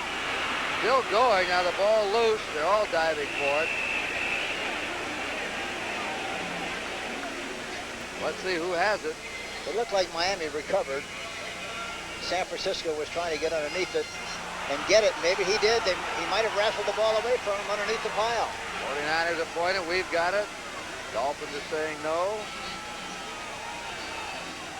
Officials are asking for a time. He might have taken it away from him underneath the pile. Looked like definitely a Dolphin had possession. Tony Nathan. Now the ball pops loose. Yeah, watch Buns makes a tackle. There's the ball bouncing around. We get it. There's it. Looks like a Dolphin on top of it. Looks like Buns finally came over and took the ball away from him over the top. But they give the ball to the 49ers. Well, that's a big play for the 49ers, having possession 1st and 10 on the 25. Oh, what a great effort by Buns. He made the tackle, then he came over the top and stole the ball. That's the second fumble lost. Crowd booing. They don't like that one. Now DeBerg asks for some quiet so his teammates can hear the signal. San Francisco. Now he asks them to quiet down, and they're not going to do it. They're still unhappy about that call at the end of the first half when Delvin Williams fumbled the ball before the goal line. The officials call it. The Dolphin fans naturally thought that Delvin Williams should have been allowed a touchdown. And the fans do not forget.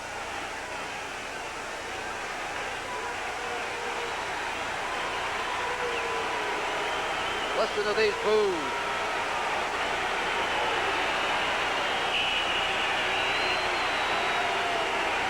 Now the Dolphins are asking the fans to quiet down. Listen to them. They're hot, aren't they? They're hot. Bird with the ball. He throws. It's complete, but not so much at the 23-yard line to Charlie Young, the tight end. They get 2 yards and not all with the 2nd and 8. Tackled by Ernie Roan. Linville Elliott that time, they faked to the fullback, and Elliott went to the right. He was really open on the play. They didn't see him at all and threw back to the tight end. Didn't throw the ball for much yardage on the play. Young, the tight end, is out. Easton Ramsden replaces him. San Diego leads Kansas City 13-7 in the third quarter. Booing again. 2nd down 8 for the 49ers. On the Miami 23. He's got his receiver at the 15, and Ramsden, who just came into the game, number 80, runs it to the 12, where he was upended by Rusty Chambers. It was a delayed pattern. Tight end delayed and then came over to the middle. The back was out into the flat area. Elliott steps up into the pocket. No rush whatsoever. There you see Ramsden making the catch. Rusty Chambers, number 51, making the tackle. And now Joe Montana comes in the game, replacing Steve DeBerg. I don't think there's anything wrong with DeBerg, but he had a spectacular game. Might be some kind of rollout. The rollout pattern. Going to try and run him. He gets to the 10, and he's decked there at the 10-yard line. I guess the concede play all the way, Hank, to roll him and sweep him right. Yeah, he advertised that in advance. You had the feeling there was going to be a rollout. He'd roll out to the right, and it doesn't look like he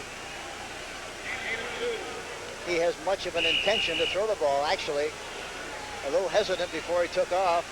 Took a quick look at the back. and then decided to run. That's Veselu that brought him down.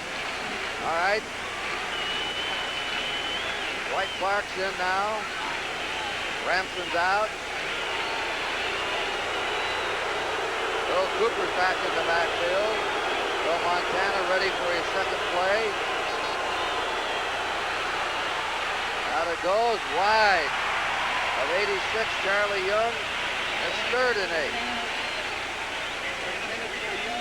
That's really a surprise. The kind of a day DeBerg has had. Breaks an all-time 49er record. Yeah, and to take him out in a scoring area like this, especially as well as he throws the ball short in possession-style passes and high-percentage passes, to take him out in this situation. He had completed 25 out of 30, and at one stretch, he completed 15 in a row. 3rd down 8.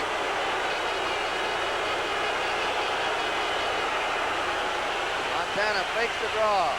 Quick flip to Cooper. Cooper at the 5. Close to a first down. He's not out of bounds. He tried to make that move back inside. He got a couple, 3 yards on it. And Don McNeil, the rookie quarterback, hit him. Kind of a cute play here. They simulate sweep. And then the fullback goes back over to the weak side, 49. Look at Cooper makes the catch. The ball is thrown well. There you see 47. Blackwood trying to make the tackle, but he breaks up field. And that break up field, Hank, got him a 1st and goal to go. Yeah, it was a great effort. Now DeBerg's back in at quarterback. Evidently, they want to use him for any kind of a rollout purpose, and that's why they put him in. 1st and goal to go. Could be something right. It's fake to Cooper. They lob it. Touchdown. Touchdown to Freddie Solomon. And the 49ers have the lead. Oh, and then a nice looking play. They were tilted to the right, like if they were going to run the ball, they definitely would have run it to the right. Play action pass, and then he goes back to the left side, one-on-one on Solomon. The defensive back evidently looking into the backfield, looking at the quarterback, thinking it was going to be a run. Throws it right over the top, just beautifully. Veselo. And Veselo was covering on the play. Or trying to cover on the play, I should say. Costly fumble, Hank, for Miami. They lost the ball in their 25, and the 49ers took it right in. The kick by Wersching. No good. Wersching now has missed a field goal and an extra point. And that leaves the score 13-10 to the Dolphins with a field goal to get back and tie it up. And Ray Wersching just missed that point. Now here he is for the kickoff. He drives it deep. Veselu in the end zone, downs it for the touchback. Miami's ball, 1st down on their own 20-yard line. There's the drive. Passing did it again. They inserted Montana a couple of plays. He had one valuable rollout pass to Cooper, who took it to the 1, and then they passed the yard for the touchdown. So the 49ers, an 8-point underdog, trying to snap a 7-game losing streak. There's Wersching, wondering about the field goal. He's been deadly with field goal kicking all year. And the 49ers now employ another 3-man line like they did beginning of the 3rd quarter. Ray Rhodes is at left cornerback, replacing Charles Cornelius. Webb's in for Pillars in the line. And fake, Woodley out on a screen pass. Great catch by Williams. What a catch. He has a 1st down. He looked like Willie Mays on that one going to the center field wall. Yeah, you swore he had a baseball glove on the way he made that catch.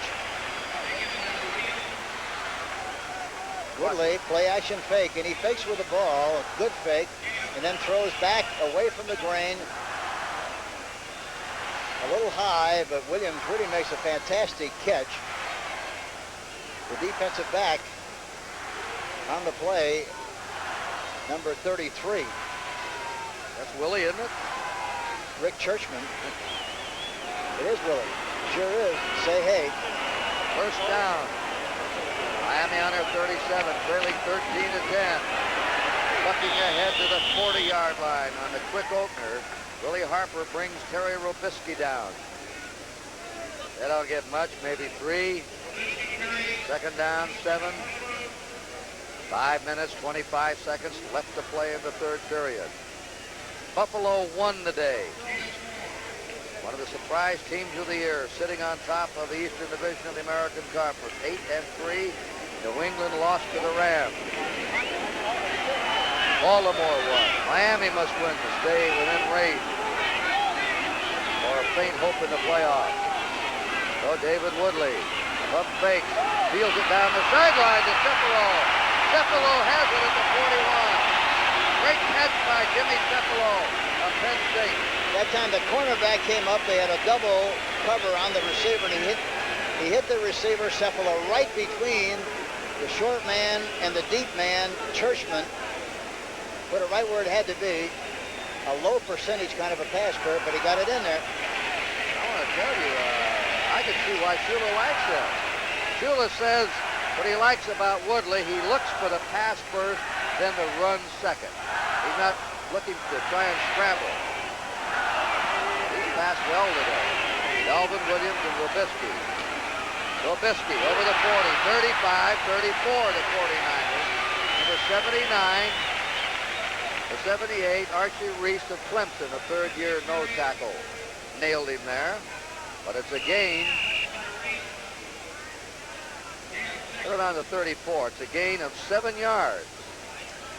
The 49ers had 3 young players, rookies in their defensive unit. Stuckey, number 79, Leopold, number 52, and Churchman.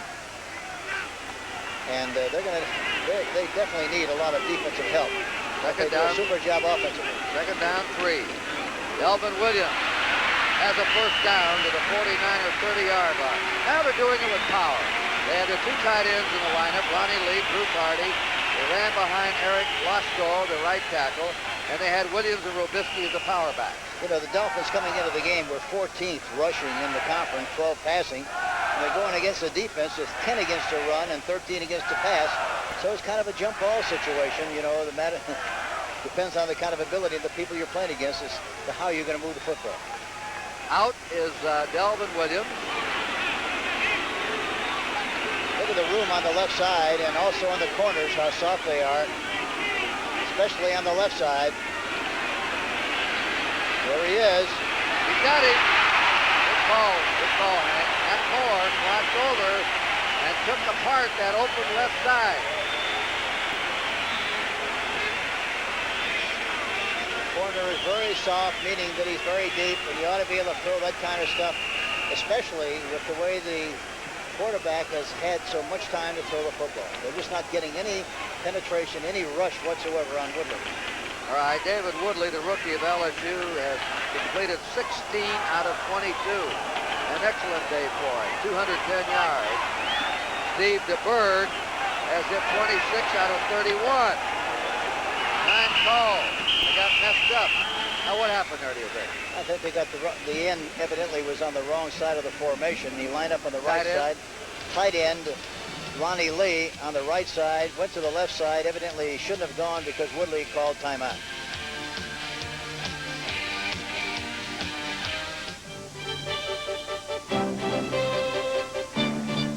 In most commercials, the cars start up here with some help from a helicopter. But these babies from Subaru don't need help. They can switch from front to four-wheel drive. And for tougher going, they keep going with a dual-range gearbox. Any cars would look good up here. But all Subaru four-wheel drive cars even look good getting up here. Subaru, inexpensive and built to stay that way. Welcome to Club Atari. What's your pleasure? Breakout? Ah, here's something new. Circus Atari. Cartridges, video chess, football. Cartridge, sir? Fez is here. We meet again, Fez. Yes, a little game of Space Invaders, perhaps. What shall we play for? For fun, of course. No other company offers you as many different video game cartridges as Atari. Next Saturday, see the hottest wheels in Atlantic City as the battle of the NFL cheerleaders continues. Next Saturday, 4:30 Eastern on the CBS Sports Spectacular. Hank Stram has been elaborating no pressure on the quarterback today. Only 1 sack. Miami's been sacked once. Buffalo is the lowest in the league with only 10 sacks on their quarterback. Cleveland had 11. The most is Kansas City. Their quarterback's been tackled 38 times coming into this weekend. All right, they're on the 15-yard line with a first down. Woodley will throw. Maybe. Runs it out. Gets to the 10 and spins to the 9 or 8-yard line. Now you can see he hasn't tried to run much, but you can see the very quick feet he has. Well, you know, it's pretty silly for a quarterback like him not to run when he has the opportunity. That's what you're looking for, a quarterback who can move when the pressure's on, when he has to run by design, or when he has to run away from pressure. He did that instinctively very well. He saw the pressure was coming from the outside, took off up the middle, used excellent judgment on the play. Second down, 4. Miami on the 49er 9-yard line. 49ers ahead, 13-10. They don't have anybody lined up in the right corner. Now they finally get him over there. Had the young receiver seen that, he could have thrown the ball for a touchdown. That looked like the old sleeper play when you used to have a fella stay over there, you know, and not come back to the huddle. Well, he used to hide him, put a blanket over him on the sideline, then bring him, throw the blanket off and come back to the field. At that time, the quarterback, Woodley, did not see him. Had he seen him, he could have thrown the ball out there, would have been a touchdown. Well, they got no gain on the last play. This is Delvin Williams coming off, and Tony Nathan goes in, a better pass receiver. 3rd and 4. Miami on the 49er 9-yard line. You know, I think it's, you know, there's a lot of movement in professional football, but if you have movement, you have to do something on quick counts to take advantage of the movement. By the time, you know, you get the person where you want him, you wait till the defensive guy gets there, you lose all your advantage. All right, here's the 3rd down play. Little lob, it's complete to Nathan, and it's a touchdown. Tony Nathan scores. Nathan on a fake into the line by Woodley, who set it up beautifully. A 9-yard play. Nice looking play action fake. Making to the fullback, you're hitting Nathan. They got a good surge. The right tackle did not do a good job of acting on the play. And for that reason, Reese got in there, but they throw the ball over the top in good shape. Play action pass into the flat. You know, on a play action pass, Kurt, you have to really, your backs have to do a good job, your quarterback, but in conjunction with that, your line has to have a good surge like it's going to be a run. And so many times, tackle especially, will not get the surge that you like because he's afraid to blow the block on the defensive end, and he gives away the fact that it's going to be a play action pass. Oklahoma's Von Schaman for the point. It's up, and it's good. So Miami regains the lead to the 49ers. Now here's the play again. Watch it. Beautiful play action fake. And he fakes with the balls, which is something I like. I don't like for quarterbacks to fake with a hand, because you don't give him a hand when he runs the football, you give him the ball, and that's a better fake. Tuesday, the All-American movie hero is back in the story that takes up where Billy Jack left off. Tom Laughlin returns in the trial of Billy Jack. Kurt Gowdy, Hank Stram, minute 44 to go, 3rd quarter. The kickoff by Von Schaman. Taken by Jimmy Owens. Up to 15, 20. And it's just short of the 30-yard line. New York Jets and the Denver Broncos in the 3rd period. 1 minute to go, are tied 17 all. That's the story of the Miami drive. 80 yards, 9 plays. As rookie David Woodley, who had 5 long drives that he engineered last week, has led them to 2 long drives today for touchdowns. Don Woods and Lenville Elliott are the running backs. 49ers now trying to come back on their own 29-yard line. Solomon in motion. Fumble! And they fell on the ball for a loss. Don Woods. Woods fell on it back on his 22-yard line. That's the second fumble, but they've lost only 1. Loss of 7, 2nd down, 17.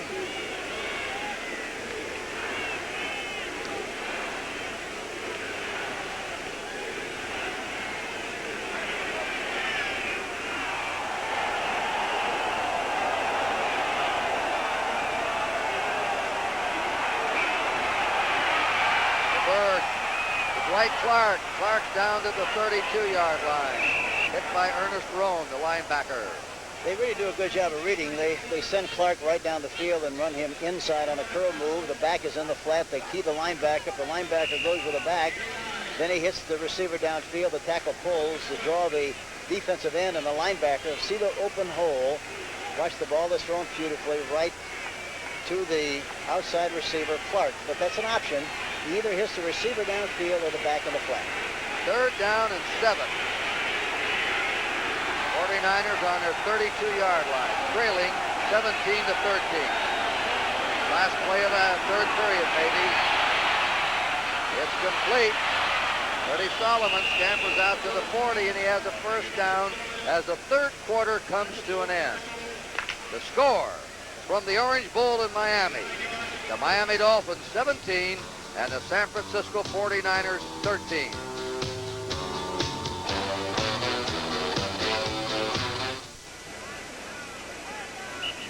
We talked, and Hanks talked about possession passing, which the 49ers use. But anybody that completes 28 out of 33, I don't care whether they're 1-yard passes or 30, has done himself some job, and that's what Steve DeBerg has done today. It's hard to do that in a pregame warm-up, Kurt. But that's exactly what he's done here this afternoon. You have to be impressed. 28 out of 33 for Steve DeBerg. Here we go into the 4th quarter. 1st down for the 49ers on their own 41. Right there, and just a little off Freddie Solomon there. He was jammed up against the sideline. That time Solomon was lined up on the right side, went in motion to his left, and didn't go across the formation, but broke up field on the snap of the ball, and then broke out to the outside, which gave him a lot more room for the sideline pattern.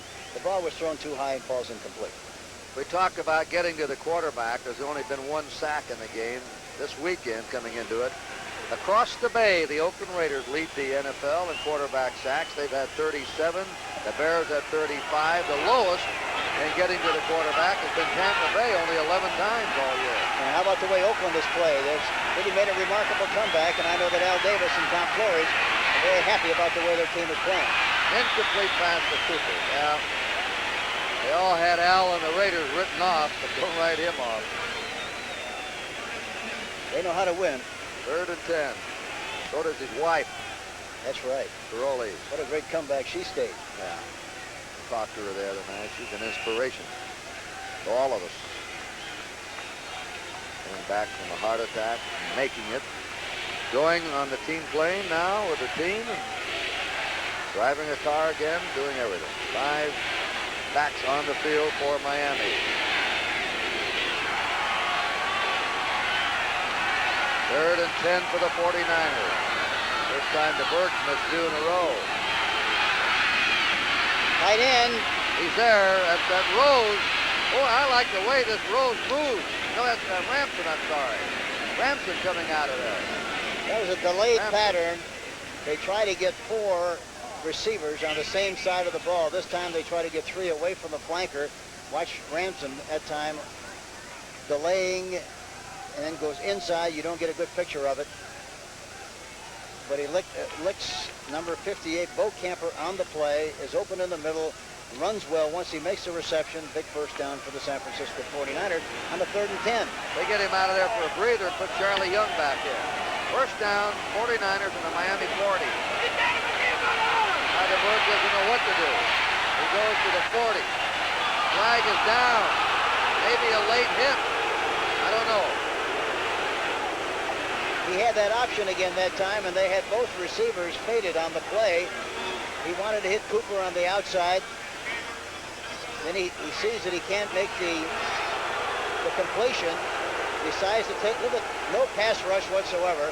Decides to take off and run, which is a wise thing. Then Herter to him. Then Herter, and there's a spear. There's a shot. Spear, yeah. Rusty Chambers gave him a spear shot. That was with the helmet. That's what we call spearing. Going like a spear with a helmet into the body. So a foul. Unnecessary roughness. Number 51 defense. 1st down. All on Rusty Chambers. Maybe Bob can show us that again sometime. Fans hear of that. Wonder what it is. You just saw it. San Francisco on the Miami 25 with a 1st down. Ethan Ramson back in. Charlie Young is out. Here's a reverse to Solomon. Back to DeBerg. DeBerg throws. No good. A gimmick play. Double reverse. Flea flicker back to the quarterback. But they end up with nothing.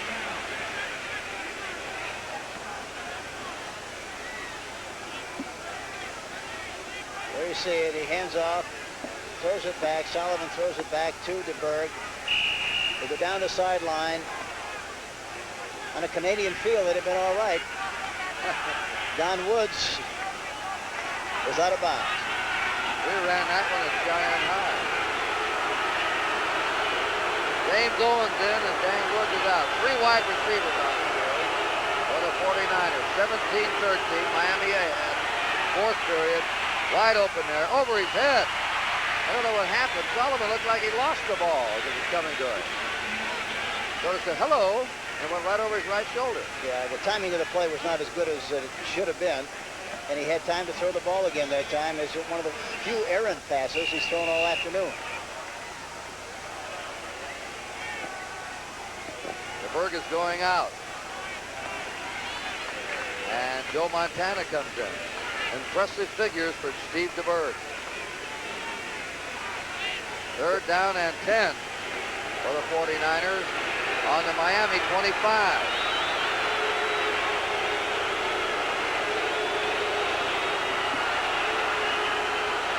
And they call time. Somebody lined up wrong, and each team now has used an unnecessary timeout. Maybe it was necessary at the time. 49ers have 2 left. The Dolphins have 2 left. Well, I think anytime there's indecision on a play, you might as well take time out to make sure you got to straighten out, because if you don't, you can blow the play and maybe deprive yourself of the opportunity to get in and make a drive. We'll return to the Orange Bowl after this word from your local station. It's the all-new special Kenny Rogers America with guest Kim Carnes, the Commodores, Terry Bradshaw, and some of the Pittsburgh Steelers Thursday. This is CBS.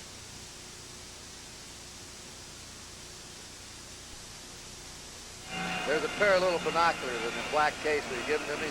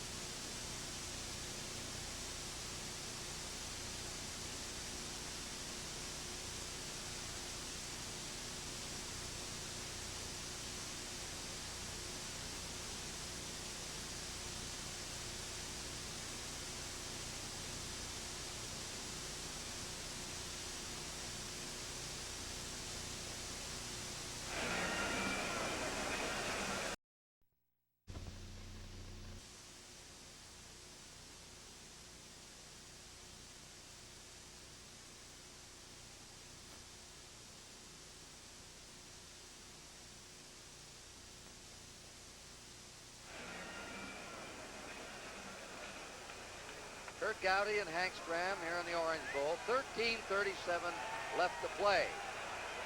3rd and 10 for the 49ers on the Dolphin 25.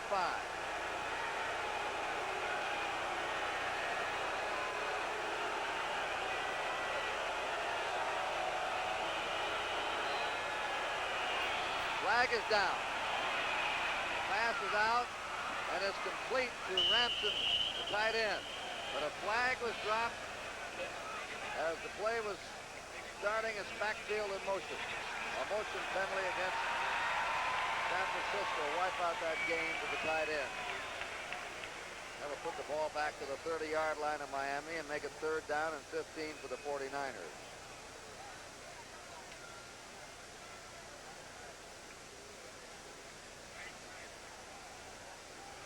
Illegal motion, number 51, offense, repeat 3rd down. That's on the right guard, Randy Cross of UCLA. 3rd and 15. Well, they really got 2 downs to get to 15 yards in this area of the field, Kurt. DeBerg's back in, Hank. Yep. Crossing pattern to the 20, and there goes another flag down. It's complete to the 18 to Don Woods, the running back, at 47. But another flag down. And the way he dropped it, it looks like it might be holding. The 49ers are penalizing himself out of field goal range if they wanted to go for a field goal, although they're 4 points short. This will go back now to their own 40 or 39.5. It's one thing when the other team stops you, but it really hurts when you stop yourself. Holding, number 71, offense, repeat, third down. That's Keith Farnhorst, the right tackle. Well, the left tackle was held twice here this afternoon, and the left tackle, I should say, Singleton, has had 2 or 3 holding penalties, and now Farnhorst has 1. Joe Montana's in at quarterback. 3rd and 25.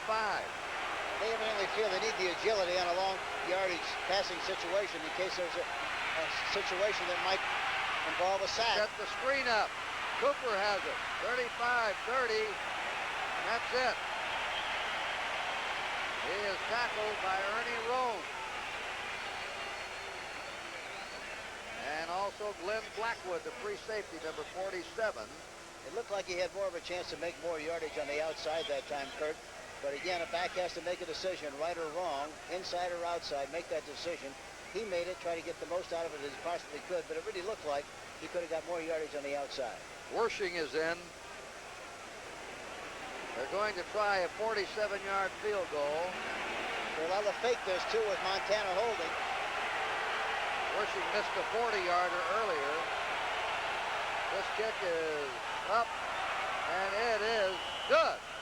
Ray Wersching boots a 47-yarder. Flag is down. Flag is down. Looks like they're calling it against the 49ers. Holding against the 49ers. 49ers lose 3 points, and that's 3 penalties in the last 4 plays against the 49ers. In the meantime, at San Diego, the Chargers lead the Kansas City Chiefs 20-7.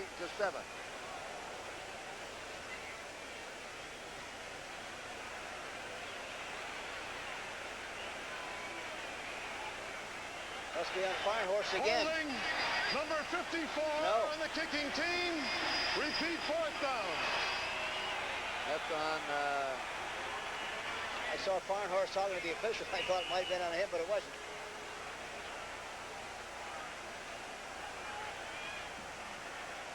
Call that on Pookie. Here's a punt now. Gets it up high. Fair catch call. Dolphins will take over along their 17-yard line with a 1st down. Time remaining in this game, 12-15. And there's the score with the Dolphins on top.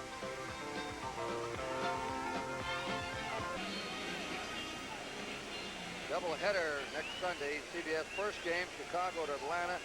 Hank and I'll be there for the Lions and the Tampa Bay Bucks and Green Bay's in Minnesota. That's the early game. And Giants at San Francisco, Washington, and Dallas for, what do we call it? The nightcap. It's night here.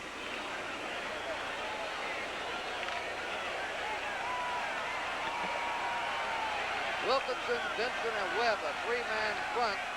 Miami's ball on their 17 at 1st down. Delvin Williams, Terry Robisky, the running backs, behind the rookie David Woodley. Robisky, a yard or 2. He slithered off the right side of his line where Ted Vincent made the stop on him. You know, you wonder why with a 4-man rush you haven't been able to get to the quarterback, and then you change to a 3-man rush. Evidently, they feel that because they haven't been able to get a rush on the quarterback with 4, they might as well just rush 3 and drop the extra guy off and maybe help with the coverage. Evidently, that's what the thinking is for the reason they're using a 3-man line instead of the 4. All right, Hank, and they've got Nathan in there now, 22. They put Cephalo in. Now what's this about? Jets at Denver. Jets have come back. Scott Deerking on a 1-yard run have tied the Broncos 24 all in the 4th quarter, 9 minutes to play.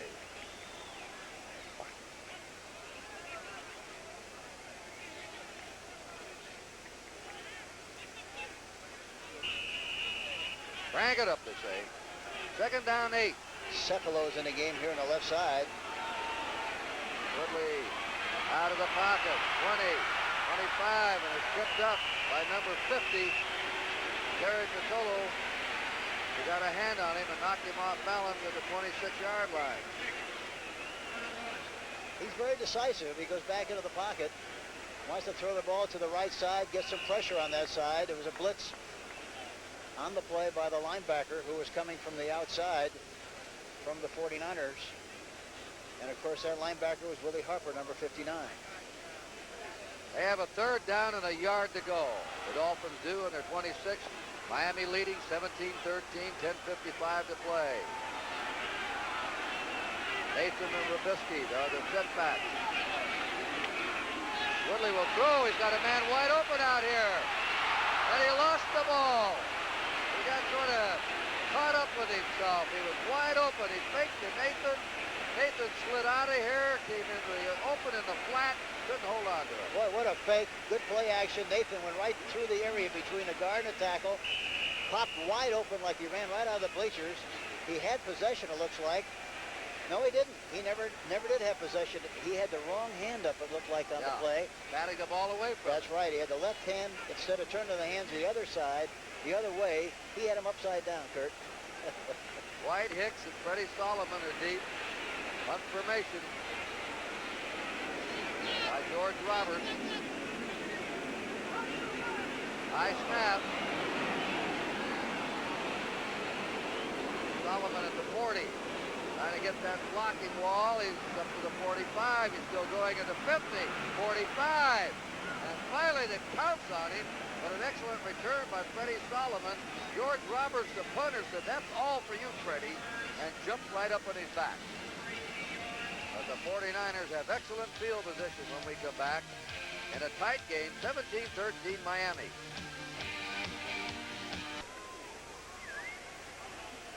San Francisco on the Miami 42-yard line with a first down. Miami leading by 4 points.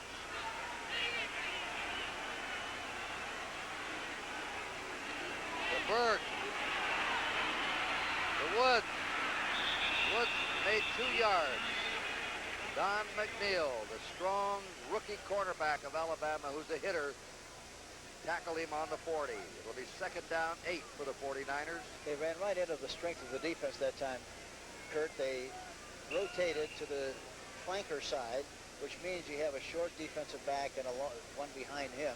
Hard to do business on that side. It would have been much better to go to the other side, but they didn't read it properly, and they reacted on the running play and stopped it in good shape, talking about the Miami Dolphins defense. They strapped him actually at the 41, second and 9. 9:40 to play. Crossing, incomplete. 87, Dwight Clark trying to catch it. Third and 9 for the 49ers. You know, and DeBerg was very careful. He threw the ball low, which was very wise. A slant pass, you want to make sure that you throw it at the numbers or below the numbers, because if you throw it high and it's tipped, good chance for an intercepted pass. They haven't made many mistakes today. Montana's back in at quarterback now, number 16. But the 49ers have the biggest differential of takeaways and turnovers in the league, 11, minus 11. Wide open, 35, 30. Still going, Dwight Clark down to the 24, first down San Francisco. Boy, they're cute, I'll tell you, the way they run those patterns. They really get people open. That was kind of delayed pattern in the middle. They sent Solomon in motion to the left side.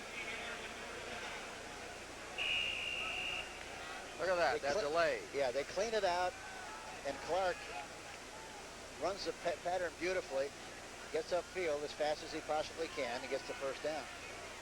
James Owen, a wide receiver, goes for Clark. Montana's out, DeBerg's back in. First down, San Francisco on the Miami 24. 17-13, Miami ahead. 8:45 to go. Now DeBerg, the short one, dropped. That's something you don't see the rookie do much, Earl Cooper. He has a blue-fingered pair of hands on him. You get the ball to him. He caught it with a bad Rice team time after time.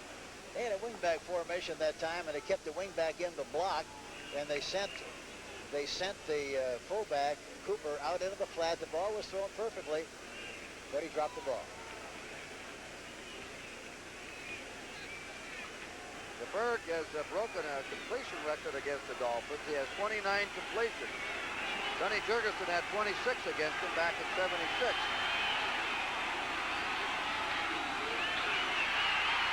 Watch it. Flag down. Interception. Intercepted by Miami's number 54. And that is Ralph Ortega. They got a flag down on the play. Yeah, looks like it might have been holding on the 49ers, and of course Miami will take possession. Miami will decline it and take the ball. And as flags went down, DeBerg threw it anyway. Holding, number 67, offense, declined. First down, Miami. Ron Singleton was holding. That's the third or fourth time for him in this game. Second turnover for the 49ers. 3 for Miami and a timeout on the field. 8 minutes and 29 seconds left to play here in the Orange Bowl. And the score is Miami 17, San Francisco 13. By now, almost everybody's heard about the incredible Black & Decker Workmate.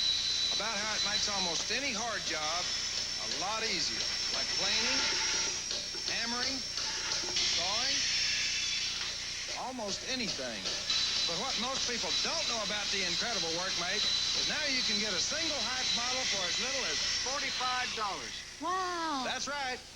A Black & Decker Workmate for about $45. Tonight on CBS starts with 60 Minutes. Then on Archie Bunker's Place, Archie meets his match when he hires a housekeeper. It's all tonight on CBS. Denver now has taken the lead back again from the Jets, 31-24. 5:24 to go in the fourth period. Houston squeezed by the Bears, 10-6, the final. So Houston still leads the Central Division with 3 losses. Pittsburgh beat Cleveland today. Houston alone at the top. Robisky. Good running by Robisky as he broke tackles. Ray Rhodes was the last man to have a hand on him to bring him down. Yeah, I think Miami now, with 8 minutes left in the game, they're going to use a double tight end offense, especially on first down. Try to stuff it at San Francisco. They get a good chunk on first down. They're going to stay with it and try to keep possession of the ball as long as they possibly can. Robisky picked up 9. There's the final. Houston doesn't win big, but they keep winning. They're now 8-3. Pittsburgh 7-4, Cleveland 7-4. Calvin Williams, Terry Robisky, the running back. Calvin Williams. They stack him up close to the first down. They may have to measure it. Lawrence Pillars got to him high to stop his forward motion. 7.5 minutes to go. Miami has to be a rather, well, I don't mean a tired team, but what a schedule they've had, Hank. They went to New England, then they went to Oakland, then they went to Los Angeles. They played 3 games with 12,000 miles of traveling their last 3 games before coming back home here. But here again, that's a tough thing to do, but as a coach, you have to sell your team on the idea, hey, that's what we got to do. So don't worry about it, don't squeak about it, just get ready to play football the best you possibly can, because we can't have excuses for why we don't win. And Don Shula's done a good job of selling his team on the fact that that can't be an excuse to fail. Miami under 44, first down. Nathan and Robisky, the running back. Fake to Robisky. David Woodley tossed, completed the 45. Marching forward to the 50 is Tony Nathan. Nathan has good breakaway ability. That's why they finally started him now. They threw that same pass to the left side. The last time they had a short yardage situation. This time they threw it again to the right side. A little different version of it. Nathan was not as deep, but he makes the catch, and they pick up 6 yards on the play. Talking about that tough schedule, I imagine you used to tell your club too, hey, I don't make the schedule, right? That's right. You Can't worry about things you can't control. You just got to play. Second down 4. Looks like Calvin Williams. Flag down. Williams stopped at the 43, but a flag is down. As Williams was unreeling a run for a first down. That's holding against Miami. This will set them back to around their 40 and make it second down and 14. I don't know why they don't run that play more often. They put a wing back on the side of the tight end, and they have a distinct advantage. They have 2 tight ends on that side, one a wing back, one at his normal position. They've got a distinct advantage, and every time they've run the play, they've made a lot of yardage, but they haven't run it enough, I don't think, in the games of this afternoon. Williams is the leading ground gainer in this game with 64 yards. Robisky has 42. Holding, 86, offense, repeat, second down.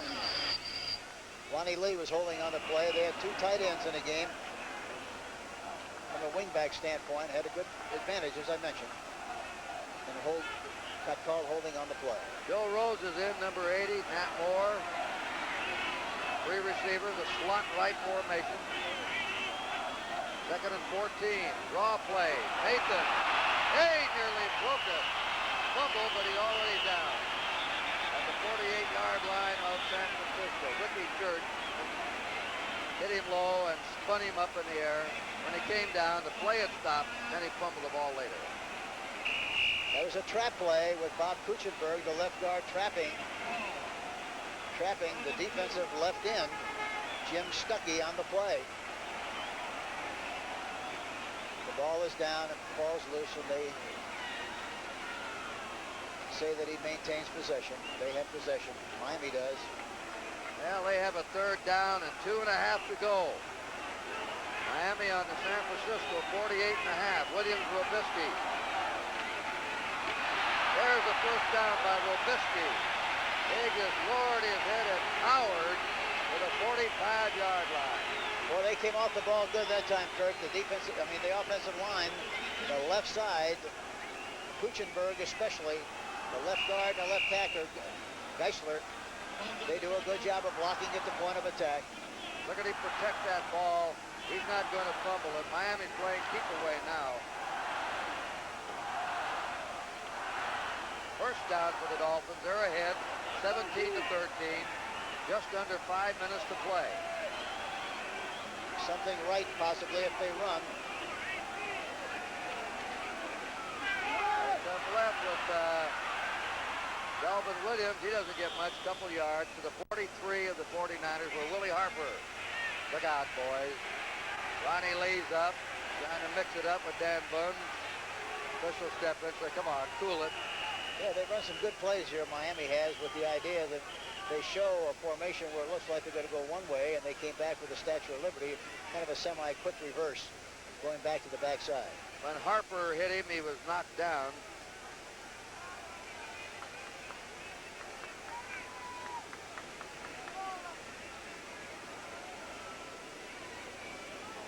Harper's been outstanding today, Hank. Yes, he has. He's a fine player. It would be a severe loss to lose him.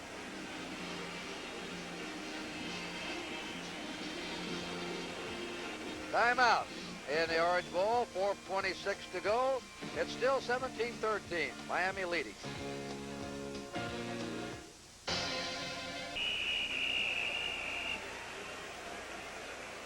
The ball's on the 44-yard line of San Francisco. Miami in possession. Second down 9. Joe Rose, Nat Moore, and Jimmy Cephalo. Three receivers in the game. Nathan is the lone setback. Second and 9. 4 minutes to play. David Woodley scrambling away. Now he moves it. He's going to run it. He's to the 40, and he goes down just short of a first down. And he shows you his scrambling ability there. Lawrence Pillars rushed him. He got away from him. And they look to be a foot short. Gets back in the pocket, he wants to throw the ball to his right, runs to his right, decides to go back to his left, sees running room, takes advantage of it, and he knows where he has to go for the first down and slides for the yardage, but just is inches short of the first down. Things are there. San Diego's win over Kansas City. San Diego's won 7 and lost 4. Oakland has won 7 and lost 3. They play Seattle tomorrow night. In Seattle. Third down, a foot to go. Quarterback sneak by Woodley. Did he get to the 35? They'll probably measure for it. 3 minutes to play. Just a ball control, keep away game by Miami, trying to protect us to a 4-point lead.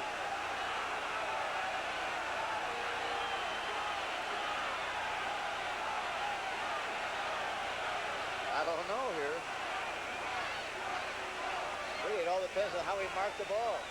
The official.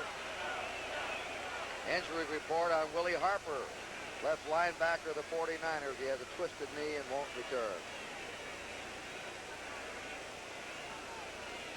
I understand this game's being seen up at Klamath. He didn't make it. Didn't make it. 4th and a foot, Klamath Falls, Oregon. Wonder what kind of steelhead season they had down in the Klamath River. After a couple of years ago, it wasn't too good. Hope it's improved. 4th and a foot.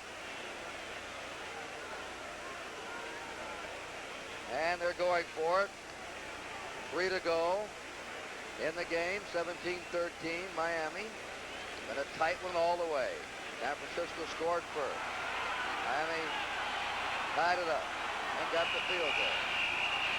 San Francisco took the lead, then Miami came back. Boy, a play-action pass here would really be something. They're all ganged up there to stop the run.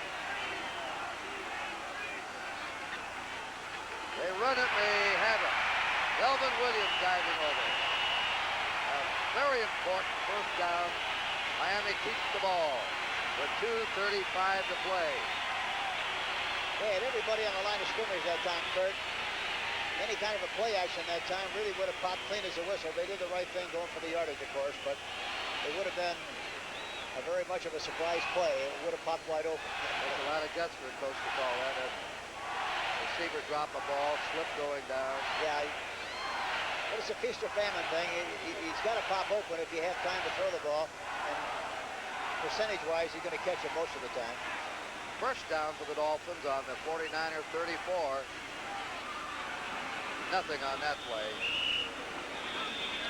Craig Pookie, reserve right linebacker, making that hit on Robisky, and another timeout, 2-minute warning, 17-13 Miami. Here's to good friends. Tonight is kind of special. The beer. Building inspector. Hey, what are you guys doing here? I didn't believe you two could build your own house. Yeah, well, don't look. It's not finished. Well, I guess we'll just take our loan brown go home. Well, maybe one quick look around. When you want the taste of a truly great American beer, tonight, let it be Lowenbrau. What are you going to do when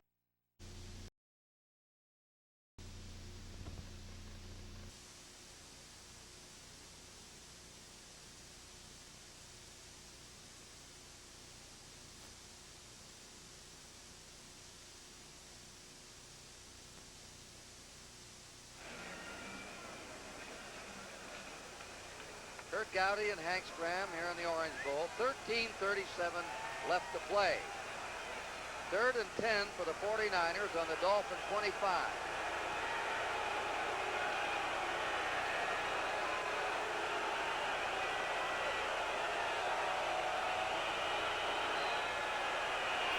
Flag is down. Pass is out and is complete to Ramson, the tight end. But a flag was dropped as the play was starting as backfield in motion. A motion penalty against San Francisco. Wipe out that game to the tight end. That'll put the ball back to the 30-yard line of Miami and make it 3rd down and 15 for the 49ers.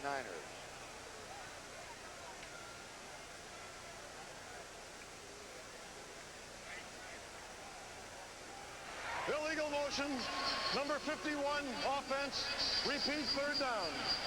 That's on the right guard, Randy Cross of UCLA. 3rd and 15. Well, they really got 2 downs to get to 15 yards in this area of the field, Kurt. The Bird's back in, Hank. Yep. Crossing pattern to the 20, and there goes another flag down. It's complete to the 18 to Don Woods, the running back, at 47. But another flag down. And the way he dropped it, it looks like it might be holding. The 49ers are penalizing himself out of field goal range if they wanted to go for a field goal, although they're 4 points short. This will go back now to their own 40 or 39 and a half. It's one thing when the other team stops you, but it really hurts when you stop yourself. Holding, number 71, offense, repeat third down. That's Keith Farnhorst, the right tackle. Well, the left tackle was held twice here this afternoon, and the left tackle, I should say, Singleton, has had 2 or 3 holding penalties, and now Farnhorst has 1. Joe Montana's in at quarterback. 3rd and 25. They evidently feel they need the agility on a long yardage passing situation in case there's a situation that might involve a sack. Set the screen up. Cooper has it. 35, 30. And that's it. He is tackled by Ernie Roan. And also Glenn Blackwood, the free safety, number 47. It looked like he had more of a chance to make more yardage on the outside that time, Kurt.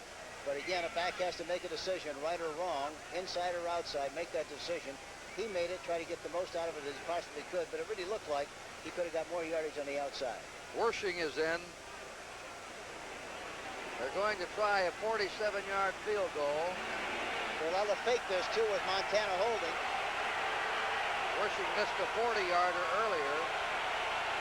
This kick is up, and it is good. Ray Wersching boots a 47-yarder. Flag is down. Flag is down. Looks like they're calling it against the 49ers. Holding against the 49ers. 49ers lose 3 points, and that's 3 penalties in the last 4 plays against the 49ers. In the meantime, at San Diego, the Chargers lead the Kansas City Chiefs 20-7.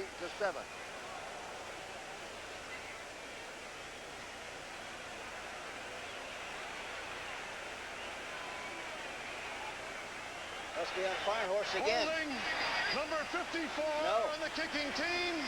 Repeat 4th down. That's on... I saw Farnhorst talking to the official. I thought it might have been on him, but it wasn't.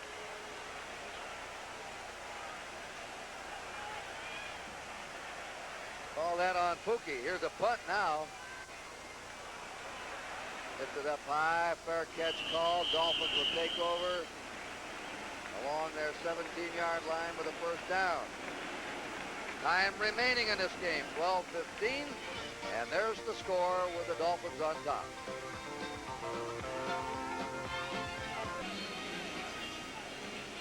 Doubleheader next Sunday. CBS first game, Chicago to Atlanta. Hank and I'll be there for the Lions and the Tampa Bay Bucks and Green Bay's in Minnesota. That's the early game. And Giants at San Francisco, Washington, and Dallas for, what do we call it? The nightcap. It's night here.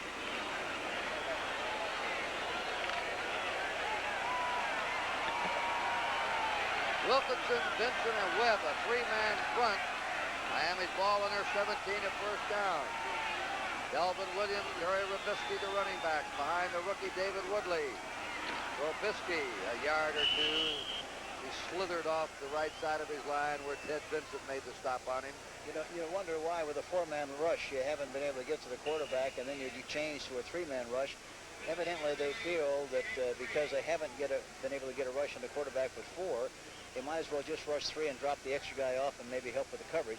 Evidently, that's what the thinking is for the reason they're using a 3-man line instead of the 4. All right, Hank, and they've got Nathan in there now, 22. They put Cephalo in. Now what's this about? Jets at Denver. Jets have come back.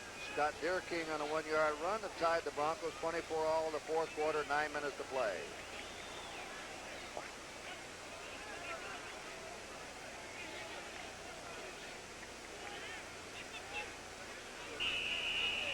Crank it up, they say. 2nd down, 8.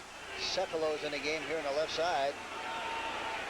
Woodley out of the pocket. 20, 25, and it's tipped up by number 50. Gary Patolo. He got a hand on him and knocked him off balance at the 26-yard line. He's very decisive. He goes back into the pocket. Wants to throw the ball to the right side, get some pressure on that side. It was a blitz on the play by the linebacker who was coming from the outside from the 49ers. And of course, their linebacker was Willie Harper, number 59.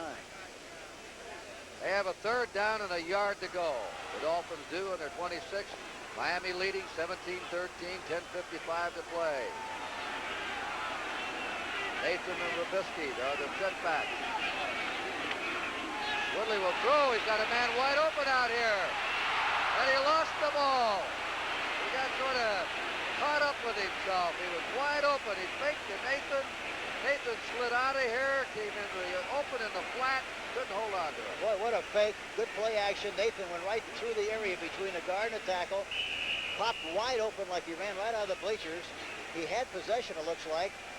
No, he didn't. He never did have possession. He had the wrong hand up, it looked like, on the play. Batting the ball away from him. That's right. He had the left hand, instead of turning the hands the other side, the other way, he had him upside down, Kurt. White, Hicks, and Freddie Solomon are deep. Punt formation by George Roberts. High snap.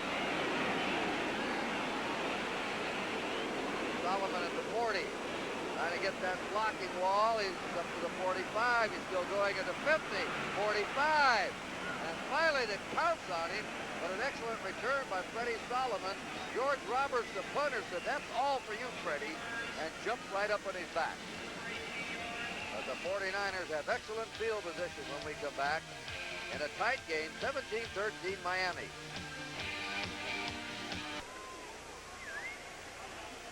San Francisco on the Miami 42-yard line with a 1st down.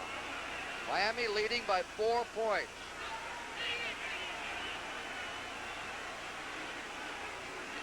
The Berg. The Woods. Woods made 2 yards. Don McNeil, the strong rookie cornerback of Alabama, who's a hitter, tackled him on the 40. It'll be 2nd down, 8 for the 49ers. They ran right into the strength of the defense that time, Kurt. They rotated to the flanker side, which means you have a short defensive back and one behind him. Hard to do business on that side. It would have been much better to go to the other side, but they didn't read it properly, and they reacted on the running play and stopped it in good shape, talking about the Miami Dolphins defense. They stopped him actually at the 41, 2nd and 9.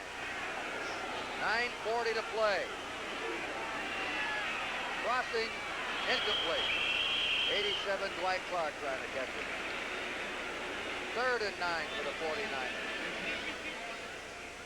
You know, DeBerg was very careful. He threw the ball low, which was very wise. A slant pass, you want to make sure that you throw it at the numbers or below the numbers, because if you throw it high and it's tipped, good chance for an intercepted pass. They haven't made many mistakes today. Montana's back in at quarterback now, number 16. But the 49ers have the biggest differential of takeaways and turnovers in the league, 11, -11. Wide open, 35, 30. Still going, Dwight Clark down to the 24, 1st down San Francisco. Boy, they're cute, I'll tell you, the way they run those patterns. They really get people open. That was kind of delayed pattern in the middle. They sent Solomon in motion to the left side. Look at that delay. Yeah, they clean it out, and Clark runs the pattern beautifully, gets upfield as fast as he possibly can, and gets the 1st down. James Owen, a wide receiver, goes for Clark. Montana's out, DeBerg's back in. 1st down, San Francisco on the Miami 24. 17-13, Miami ahead. 8:45 to go. Now DeBerg, the short one, dropped. That's something you don't see the rookie do much, Earl Cooper. He has a blue-fingered pair of hands on him. You get the ball to him. He caught it with a bad Rice team time after time. They had a wingback formation that time, and they kept the wingback in the block, and they sent the fullback, Cooper, out into the flat. The ball was thrown perfectly, but he dropped the ball. DeBerg has broken a completion record against the Dolphins. He has 29 completions. Sonny Jurgensen had 26 against him back in '76.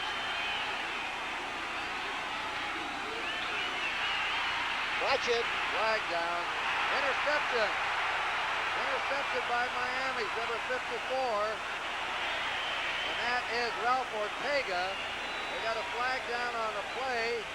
Yeah, looks like it might have been holding on the 49ers, and of course Miami will take possession. Miami will decline it and take the ball. And the flags went down. DeBerg threw it anyway. Holding, number 67, offense, declined. First down, Miami. Ron Singleton was holding. That's the third or fourth time for him in this game. Second turnover for the 49ers. 3 for Miami and a timeout on the field. 8 minutes and 29 seconds left to play here in the Orange Bowl. And the score is Miami 17, San Francisco 13. By now, almost everybody's heard about the incredible Black & Decker workmate. About how it makes almost any hard job a lot easier. Like planing, hammering, sawing, almost anything.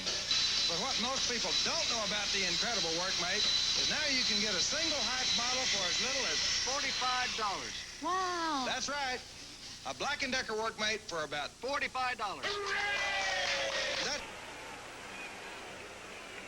Tonight on CBS starts with 60 Minutes. Then on Archie Bunker's place, Archie meets his match when he hires a housekeeper. It's all tonight on CBS. Denver now is taking the lead back again from the Jets, 31-24. 5:24 to go in the fourth period. Houston squeezed by the Bears, 10-6, the final. So Houston still leads the Central Division with 3 losses. Pittsburgh beat Cleveland today. Houston alone at the top. Robisky. Good running by Robisky as he broke tackles. Ray Rhodes was the last man to have a hand on him to bring him down. Yeah, I think Miami now, with 8 minutes left in the game, they're going to use a double tight end offense, especially on first down. Try to stuff it at San Francisco. They get a good chunk on first down. They're going to stay with it and try to keep possession of the ball as long as they possibly can. Robisky picked up 9. There's the final. Houston doesn't win big, but they keep winning. They're now 8-3. Pittsburgh 7-4, Cleveland 7-4. Delvin Williams, Terry Robisky, the running back. Delvin Williams. They stack him up close to the first down. They may have to measure it. Lawrence Pillars got to him high to stop his forward motion. 7.5 minutes to go. Miami has to be a rather, well, I don't mean a tired team, but what a schedule they've had, Hank. They went to New England, then they went to Oakland, then they went to Los Angeles. They played 3 games with 12,000 miles of traveling their last 3 games before coming back home here. But here again, that's a tough thing to do, but as a coach, you have to sell your team on the idea, hey, that's what we got to do. So don't worry about it, don't squeak about it, just get ready to play football the best you possibly can, because we can't have excuses for why we don't win. And Don Shula's done a good job of selling his team on the fact that that can't be an excuse to fail. Miami under 44, first down. Nathan and Robisky, the running back. Fake to Robisky. David Woodley tossed, completed the 45. Marching forward to the 50 is Tony Nathan. Nathan has good breakaway ability. That's why they finally started him now. They threw that same pass to the left side. The last time they had a short yardage situation. This time they threw it again to the right side. A little different version of it. Nathan was not as deep, but he makes the catch, and they pick up 6 yards in the play. Talking about that tough schedule, I imagine you used to tell your club too, hey, I don't make the schedule, right? That's right. We just play it. Can't worry about things you can't control. You just got to play. Second down 4. Looks like Delvin Williams. Flag down. Williams stopped at the 43, but a flag is down. As Williams was unreeling a run for a first down. That's holding against Miami. This will set them back to around their 40 and make it second down and 14. I don't know why they don't run that play more often. They put a wing back on the side of the tight end, and they have a distinct advantage. They have 2 tight ends on that side, one a wing back, one in his normal position. They've got a distinct advantage, and every time they run the play, they've made a lot of yardage, but they haven't run it enough, I don't think, in the game this afternoon. Williams is the leading ground gainer in this game with 64 yards. Robisky has 42. Holding. 86. Offense. Repeat, second down. Ronnie Lee was holding on the play. They had 2 tight ends in the game. From a wingback standpoint, had a good advantage, as I mentioned. And got called holding on the play. Joe Rose is in, number 80. Nat Moore. 3 receivers, a slot right formation. 2nd and 14. Draw play. Nathan. Hey, nearly broke it. Fumble, but he's already down.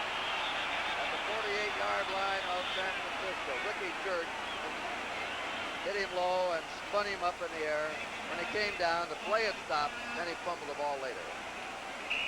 That was a trap play with Bob Kuchenberg, the left guard, trapping the defensive left end, Jim Stuckey, on the play. The ball is down and falls loose, and they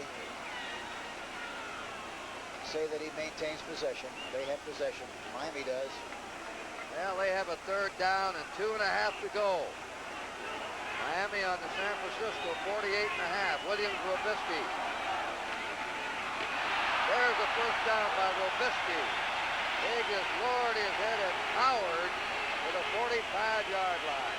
Well, they came off the ball good that time, Kirk. The offensive line, the left side, Kuchenberg especially, the left guard and the left tackler, Geisler, they do a good job of blocking at the point of attack. Look at him protect that ball. He's not going to fumble it. Miami's playing keep away now.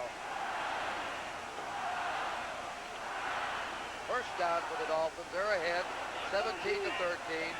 Just under 5 minutes to play. Something right, possibly, if they run.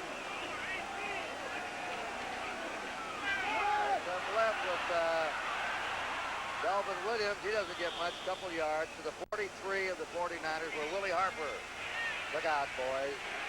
Ronnie Lee's up, trying to mix it up with Dan Boone. Official step in, so come on, cool it. Yeah, they've run some good plays here, Miami has, with the idea that they show a formation where it looks like they're going to go one way, and they came back with the Statue of Liberty, kind of a semi-quick reverse, going back to the backside. When Harper hit him, he was knocked down.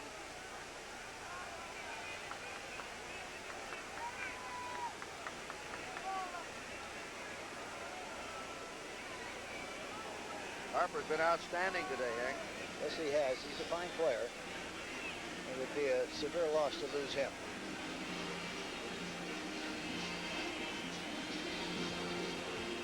Timeout in the Orange Bowl, 4:26 to go. It's still 17-13, Miami leading.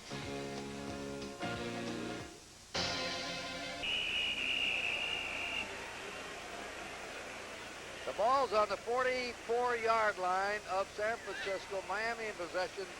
2nd down, 9. Joe Rose, Nat Moore, and Jimmy Cefalo. 3 receivers in the game. Nathan is the lone setback. 2nd and 9. 4 minutes to play. David Woodley scrambling away. Now he moves it. He's going to run it. He's to the 40, and he goes down just short of the 1st down. But he shows you his scrambling ability there. Lawrence Pillars rushed him. He got away from him. And they look to be a foot short.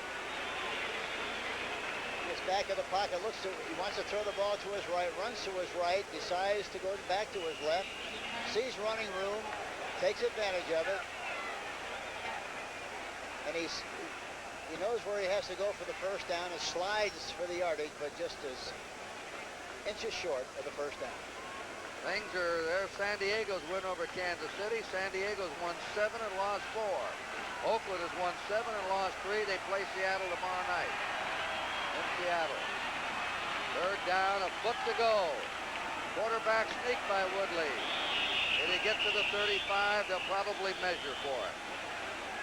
3 minutes to play. Just a ball control, keep away game by Miami, trying to protect this 4-point lead.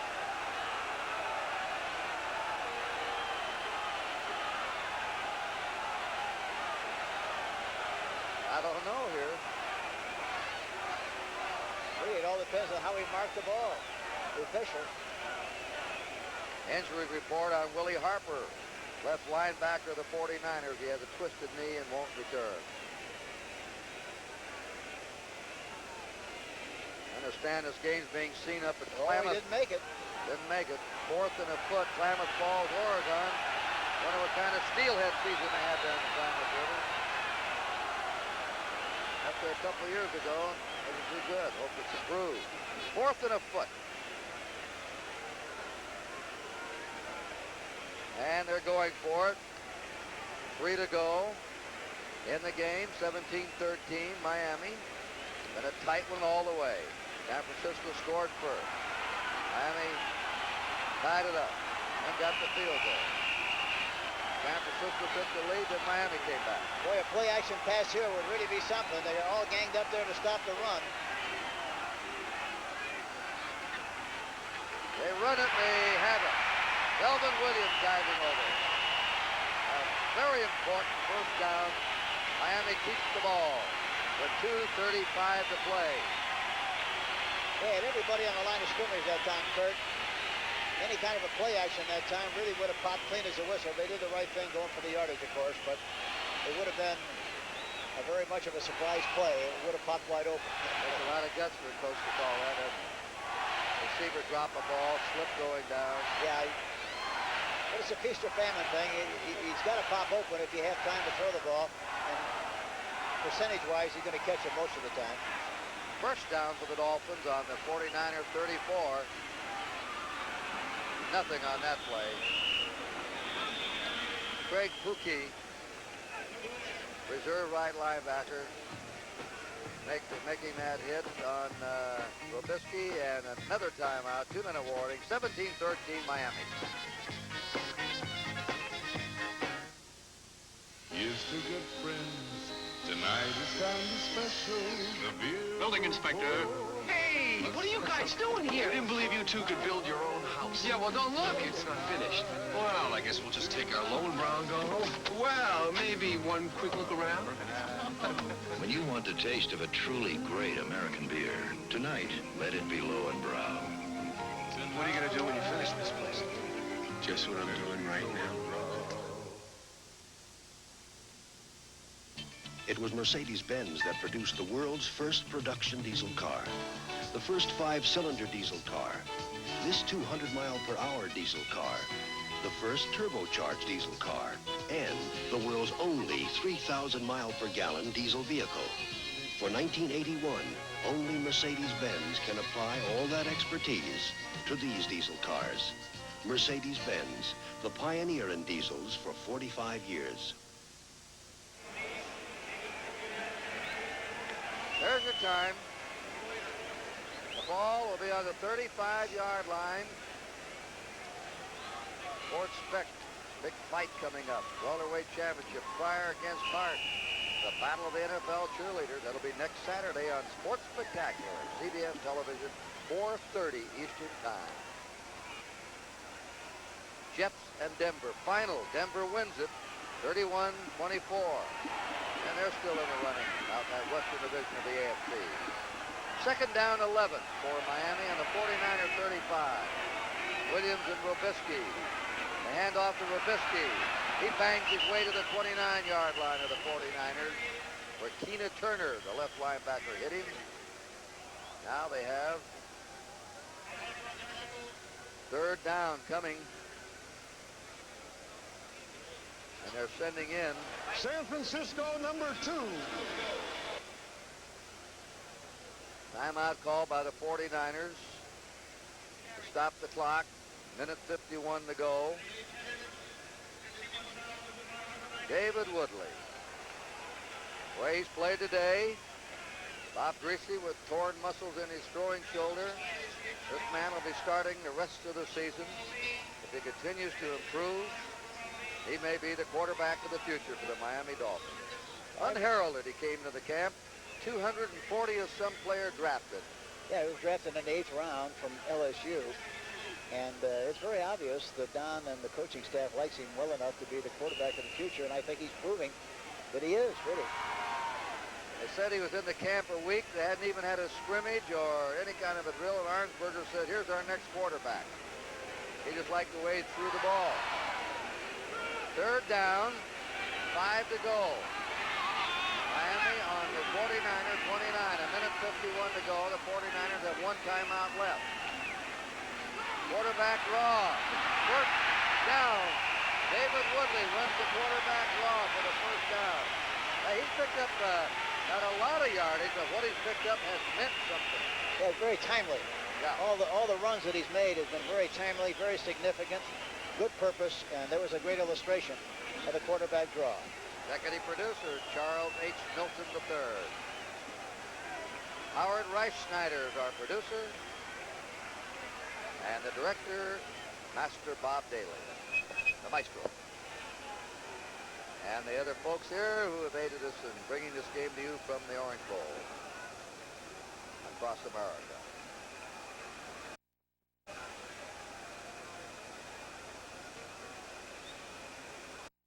Radio, coast to coast. The other club's got the ball. They're just eating it away. It must be really a frustrating position to be in. Oh, it really is, especially, you know, when you move the ball as well as you have in this game, talking about the 49ers, really, they were in this game all the way and had a chance to win it. And then to have to sit back and not be able to do anything about stopping the drive, it makes it very difficult. Just fall on the ball. Woodley does. They're down to a minute 30. The 49ers may have to take a timeout here and do something. It'll be second down now on the 24. And they have not called a timeout left. They show they're out of timeout.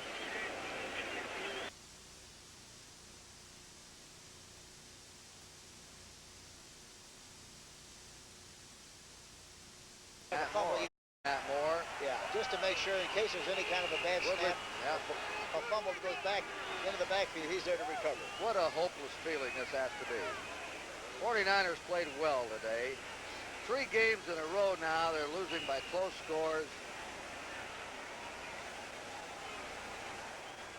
They lost last week 23-16 to Green Bay. The week before 17-13 to Detroit. The week before 24-23 to Tampa Bay. And today they're losing 17-13. This is third down. Matt Moore, the safety man, in a punt formation in case a freakish thing happened. Back to Woodley. Now it's fourth down coming up. That'll be it. And the 49ers are going to lose their 4th close game in a row, their 8th in a row, and Miami wins and goes above 500. Miami's record will be 6-5. They have to catch Buffalo, who won today. They're 8-3. John Shula goes off. His club 2 games off the pace, but still in the running for maybe a divisional berth, a wild card team, or the divisional champion. Kurt Gowdy, Hank Stram. Hope you enjoyed tonight's game from the Rose Bowl. And NFL on CBS is a presentation of CBS Sports.